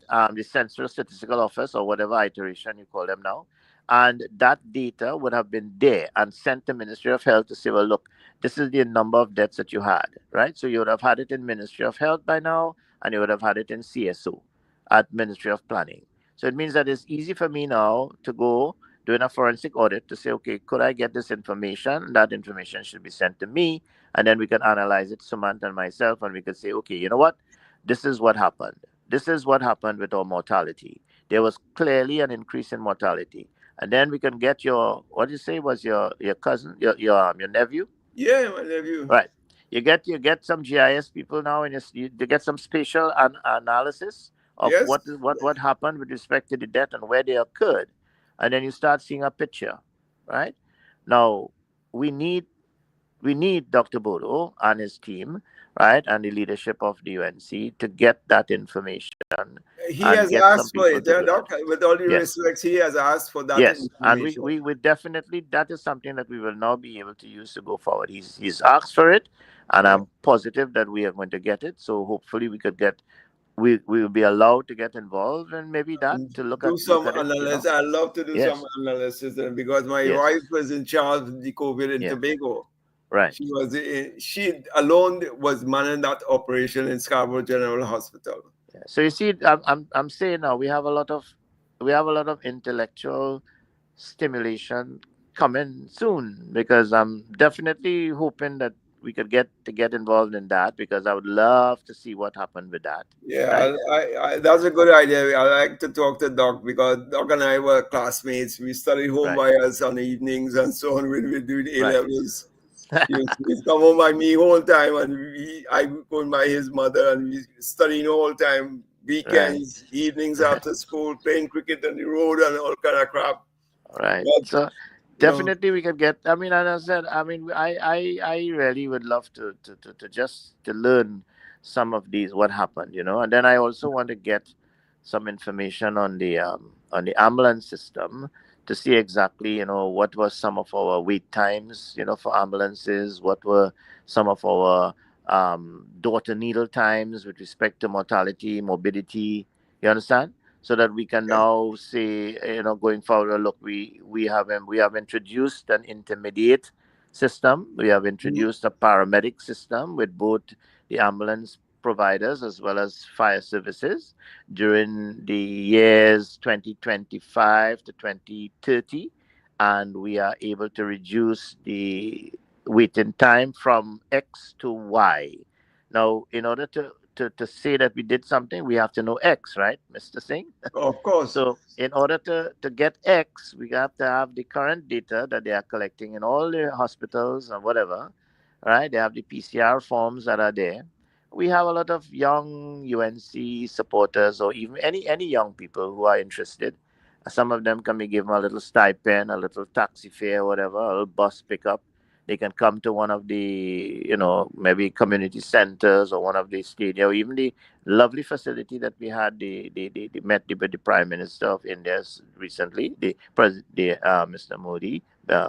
So there are a lot of places where we could bring them, and we can let them help us analyze some of this data, go through the forms, and start getting some things, done. I Yeah, mean, there's a lot of things that could be done. Yeah. yeah, that is the whole dependent variable and the independent variable, and you get work your regression analysis based on that. That's basically the structure of these things.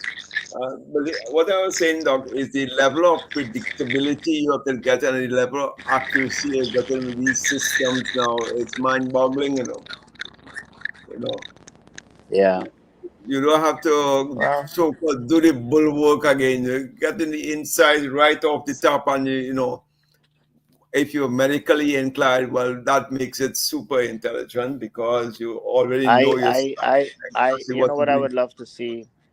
I would love to see a national operations center, right, where we have these cameras on the roads in the airport, in some of our south coast, or drones that could be deployed by the military, in like every 20 miles of coastline we have in the Yeah, south and but the east, look, I did a and whatever. report on that, I did a report on Yeah, that, There we have the yeah, copy. So that's yeah, where we could integrated. actually see, you're gonna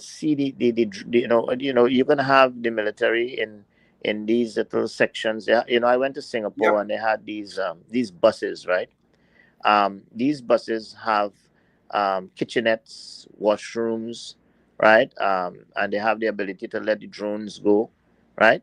And you have, like, your south coast would have about 5 or 6 of these buses, your east coast, your west coast, where a lot of the drugs come in, and whatever the illegal movement of people and drugs and firearms and narcotics, you know what I mean?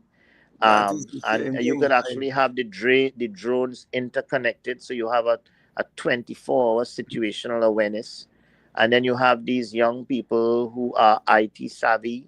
You give them a little bit of employment, and they come every morning at 6 o'clock. They work 6 to 2, 2 to 10, 10 to 6, and they go there, and all they do is sit down in the day, and they watch these cameras, But and they that is watch these cameras. exactly is exact. I did this for the Cedars Peninsula Yeah, as a pilot project yeah, to monitor operations from the air, sea, and land. right. And your allowance, you're allowing to see where the illegal immigrants are coming, who is picking them Yeah. up, and you're mapping them with a drone and see where they're taking them to. Yes, yes, And yes, yes. But you using could this, also using recognize the if a same fisherman car, is in distress or something like that yeah, because you're use patrolling. and tracking this same vehicle, where he's going to Point Lisa, pick up another crew of illegal immigrants, tracking all of them, and you have all that data ready. So when you decide to lock up people, you lock up the whole crew one night. That's how they do it in Singapore. Yeah. They just don't catch you and, oh, I found this guy, he's the one track. No. They let you go to your destination and drop off the persons and see whether they do it from Cedars, Point 14, Charlie, Waterloo, all these sea areas, Erin, and so on. So they're picking you up. This maxi taxi is the one. This is the guy. Yeah. Like that. So they're identifying the person. They're mapping it from air, sea, and land. They have the Coast Guard informed, the coastal areas and so on. Yeah. And that was the plan I sent. I sent it to the Prime Minister as a pilot project. I got a company in Atlanta to supply thing, and it's a low cost thing as a pilot for $2 million US. And if that plan works out, they're willing to do it, nationally across the border. Then but what I want to see that. I want to see that before this 5 years is up, that anybody in this country, Trinidad and Tobago, and even if you're in the territorial waters, right? If anything happens, you pick up your phone, whether you have data or not, and you dial 911, right? Not 811 for ambulance, 211 for Port of Spain, 652-341 for Diego Martin, 235-441 for San Fernando, Pinal DB, 334. Oh my God, Father Lord! And you just dial one number, 911, and that connects you to fire, police, ODPM, TNTech, anybody you want. The man to come and get the bees out from your house or your car. The guy to come and take the cat which went up on the tree. Just dial one number. I want to see that done. I'm hoping that, that our UNC government now make sure that happens. That is something we need to do. Yeah. Because it will help us. It will help this country move forward. One last thing I wanted to ask you: have you heard anything of something called an anti-graft plaster, like an elastoplast, which, like people who are diabetic, they have sores and so on, that does not heal properly, or is like there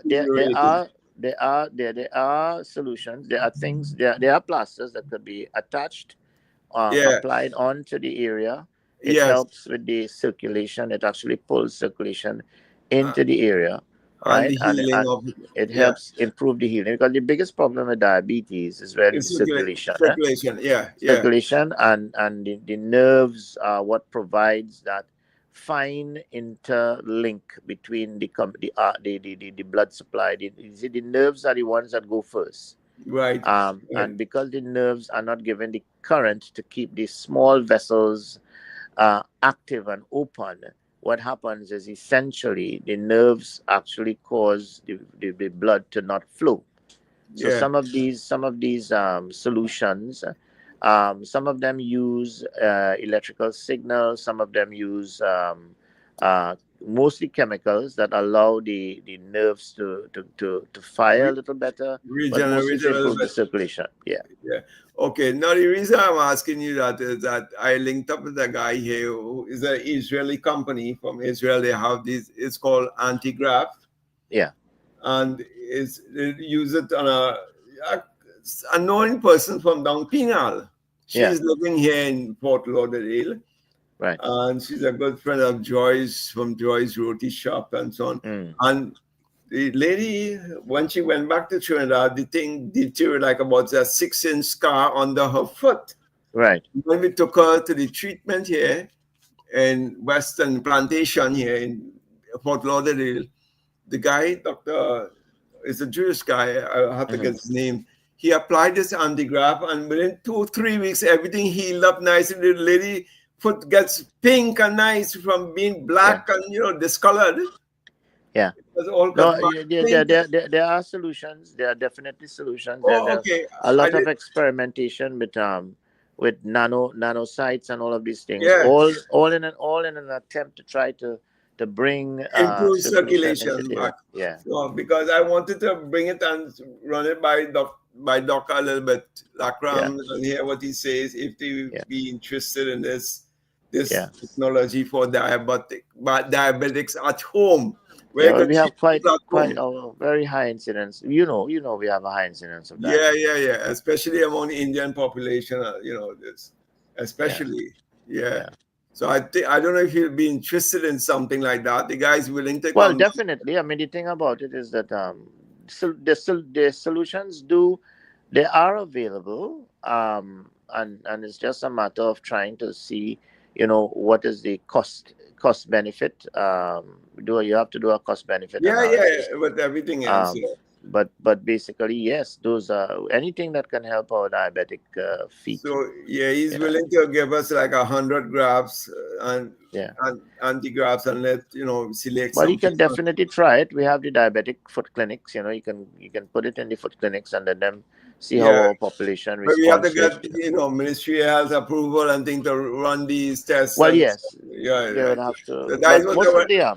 most of the boards under the RHA Act, the chairman of the boards and the board themselves can give the approval to do these at the Already, level of the RHAs. yeah, that would be nice. I could go and do it in Tobago then. But Dr. Baker, Yeah, Chrislyn Moore is the chairman of the board, yeah, and you Dr. can definitely Baker. do that. Yeah. Okay, all right then. The But I THA, people to do there's it more in so flexibility with the THA and the TRHA.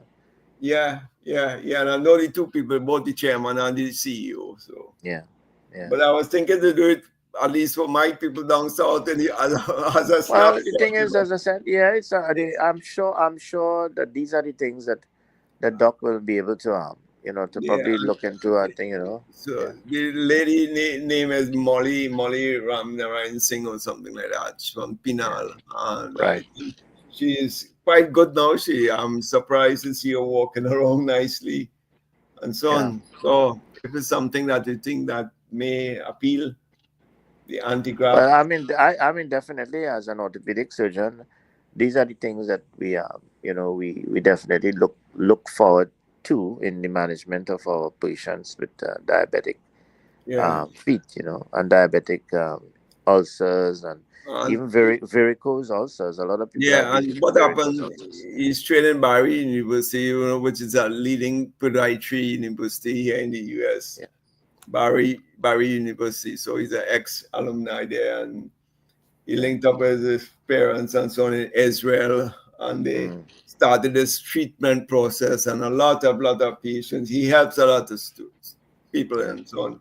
And so I was just in conversation with him because I used to go Barry. I did my master's in digital marketing there too. Right. So Right. Right. Right. we reconnected to another friend casually sipping a beer.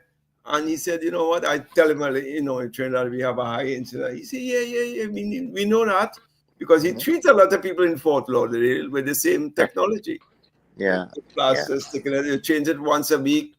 You Yeah. might Yeah. take 2 or 3 grafts for the month. We And have we have some here that are being used in the clinics. I'm not sure what is the brand, but we have been using some. I know that some of the patients do go and get it. I'm not sure if they get it abroad.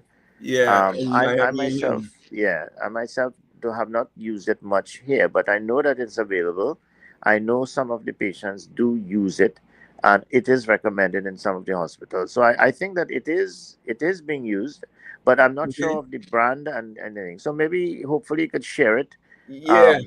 What let me see exactly what it is, maybe Uh, offline, and then we could probably yeah, anti-grab. I could send dictate. you an email on it. Sure. Yeah. Yeah. So you'll Yeah. see what it is. And it's on YouTube. He has a YouTube thing Yeah. to see the Oh, process. okay. I could probably do some due diligence and see. Yeah, sure. Anti-graph. Yeah. Yeah.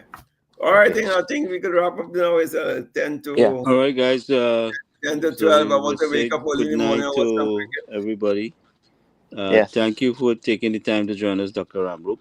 Okay. Okay, Gary. Um, Okay. so tomorrow night, gentlemen. Next time you come into Trinidad, we have to meet up. Hopefully we could meet some. Yeah, listen, we will talk about that. It's just situations, but really, tough for me. So Matt knows some of the things I was dealing with. Yeah, yeah, So yeah. Well, I kind of got an idea when you were speaking with me. So anyway, yeah. we'll chat later this, well, most likely tomorrow or other days. Yes. Okay. Yeah, Yeah. Monday week. Then during the week we will address this thing with Peter Kanhai and Yes, yes. Well, I'm actually gonna. I wanna probably go up maybe Monday or Tuesday physically to the office. I need to okay. go back and Okay. see Good. what happened with my stuff in the last 4 years, because I wasn't sure what was done. So I just want to go back and see what is my local standard there. Yeah. Right. So Right, right. feel free to call me. Sure. Um, but you and I will have to have a discussion, and then Arjun will, because he's there, he could also join you Yeah. Sure. on that, on the party politics side of things. Yeah. We want to, we want to make sure things getting off the ground.